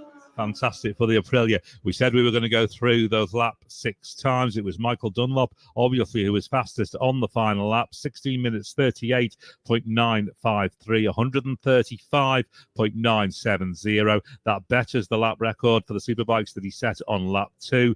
He moves that up to 135.970. Right there with him on the final lap was our race winner, Peter Hickman. He was about 3.2 seconds slower than Michael Dunlop, 135.534 on that final lap. Davey Todd was quicker than that, actually 135.664. So it was Dunlop, then Davey Todd, then Peter Hickman in terms of the final lap. Dean Harrison did 134.335 on the final lap, not as quick as he had gone on lap 4 when he did the 135.185. Jamie Coward, as we just heard, from 132.696. James Hillier, 132.441. And John McGuinness rounded off his race, 132.125. He had also been quicker on lap 4, 132.398. Beth has Marcus Simpson. I certainly do. We spoke to you before the race, Marcus. You were a little bit down in the dumps. I bet you're not now. No, I didn't even know. I had no idea. I didn't have any pit boards. I just rode 6 laps of the best course in the world. That's the hardest thing I've ever done. There's times where, you're lap 4 and I've got another 2 of these. And you just keep plugging away. And I think I probably got slower as the race went on. But, I'm over the moon. 12th in Superbike Sunday. What? I can't even believe it. That is incredible. Your first 6-lap TT race. How were the pit stops for you? Yeah. Thanks for that, Beth. Yeah, the pit stops went great. The lads have done a fantastic job, and I can't thank them, all my sponsors, John Cuff, Wobbly Bob, everyone. I don't want to start naming people because there's too many people that have got me here and support me and all the rest of it. So, and yeah, thanks to my mum for everything as well. Oh, it's lovely to see you with a smile on your face. Cheers, Beth. Thanks. Well done to Marcus Simpson. Fantastic. Let's start to work our way down the result then of this RST Superbike TT. We know that Peter Hickman on the Monster Energy by FHO BMW has won the race by just 5.84 seconds from Davey Todd on the Milwaukee BMW. Dean Harrison on the Honda then 5.2 seconds back on Todd in third, but it was so much more dramatic than that result will tell us. Michael Dunlop with that lap record on the final lap, close to 15.1 seconds at the end, down on Harrison. On the hook Honda, James Hillier did hold on from John McGuinness. Hillier takes 5th, 1 minute and 32.7 down on Dunlop, but 2.8 seconds up on John McGuinness on the Honda. Then we've heard from Jamie Coward, who's finished in 7th. Just a quarter of a second between them as well. Coward closed right in on John McGuinness. We'll carry on picking up the rest, but Beth has Matt Stevenson. Yeah, I certainly do. And again, somebody else who got a big cheer when he came in. Matt, talk us through your race. Hard work. I wasn't too bad. I just kept chipping away. I saw first pit board with 31st, and then I saw P21, and I thought I'm not going to be the first one not to get any prize money. So we pushed on, yeah, and then saw P18 or whatever, and then ended up being 17th after all. So You look remarkably fresh for someone who's just done 6 laps. it's a lot of boxing. It all helps. Great, lovely thanks, so. to talk to you, and well done. Thank you very much. Thanks very much, Beth. We understand the Roads Open car has left St Ninians, but the roads remain closed until they are opened at your location. So the Roads Open car needs to go past, and then the marshals need to do what they need to do to get the roads open. So do not move until the roads are officially opened by the marshals wherever you are. We got down to 8th place, 7th place, I think, with Jamie Coward. Then 8th was Mike Brown on the Aprilia. As we've heard from, Michael Rutter has got himself a top 10, celebrating 30 years here at the TT on the Bavens Ales BMW. He's in 9th. Brian McCormack on the FHO Macau Racing Machine has finished in 10th. Great result for Julian Trummer on the Jackson machine in 11th on the Jackson Honda for Julian Trummer. Then Marcus Simpson, who is in 12th on his Honda, and we've heard from him. Alan Venter has finished 13th on the BMW. James Chalker, 14th place finish. Sam West, things finally going better for Sam West. He's had a fraught old week so far, but Sam's got himself a top 15 finish in the Superbike TT ahead of Jonathan Getchke, who's 16th. Matt Stevenson, who we've heard from, in 17th. Jamie Kringle has finished 18th. Reese Hardesty had himself a pit lane penalty, but nonetheless has finished in 19th. Eddie Fair in 20th. Timothy Minot has had himself a pit lane penalty as well, 60 seconds for him, and he's finished 21st, including that penalty. Michael Russell gets himself a finish on the board as well, 22nd for Michael Russell. He was a late addition. He was initially not shown on the start list, but he was a late addition. He went off last on the road, and he's got himself 22nd of those that have finished so far. Paul Fletcher-Williams in 23rd, Darrell Tweed in 24th, then Tom Robinson 25th, and Jonathan Perry in 26th. But really, the action was all at the front. That's where we're up to so far, and I think we're just about ready for the podium, Chris. Certainly are. Thank you, Chris Boyd. The RST Superbike TT. What a dramatic filled race this was. Ladies and gentlemen, welcome up onto the podium to do the presentation is Peter Hackinson, the Managing Director of Powersport Europe. Peter, thank you. On behalf of RST, give him a round of applause, please, folks, as he makes his way up onto the RST podium.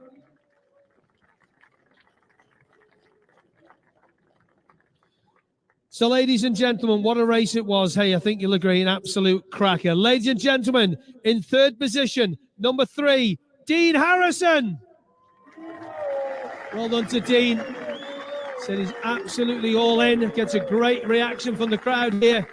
Makes his way around the back, shakes the hands from Peter, gets the laurel wreath over his neck, and also gets a hat to put on his head as well. Well done, Dean. In 2nd place, what a race for Davey Todd.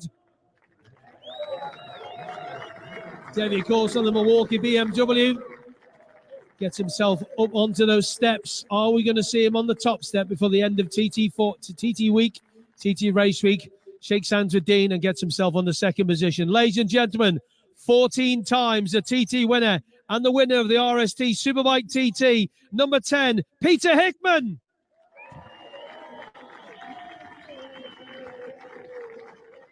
Peter makes his way up to the top step, and he will be presented with the ex-Formula One TT Trophy, now renamed the Superbike Trophy. Get all that information from our friend Lloyd at G4S. Thank you, Lloyd, for that. And he gets a trophy. Ladies and gentlemen, the RST Superbike winner, Peter Hickman. And ladies and gentlemen, please now be upstanding for the anthem.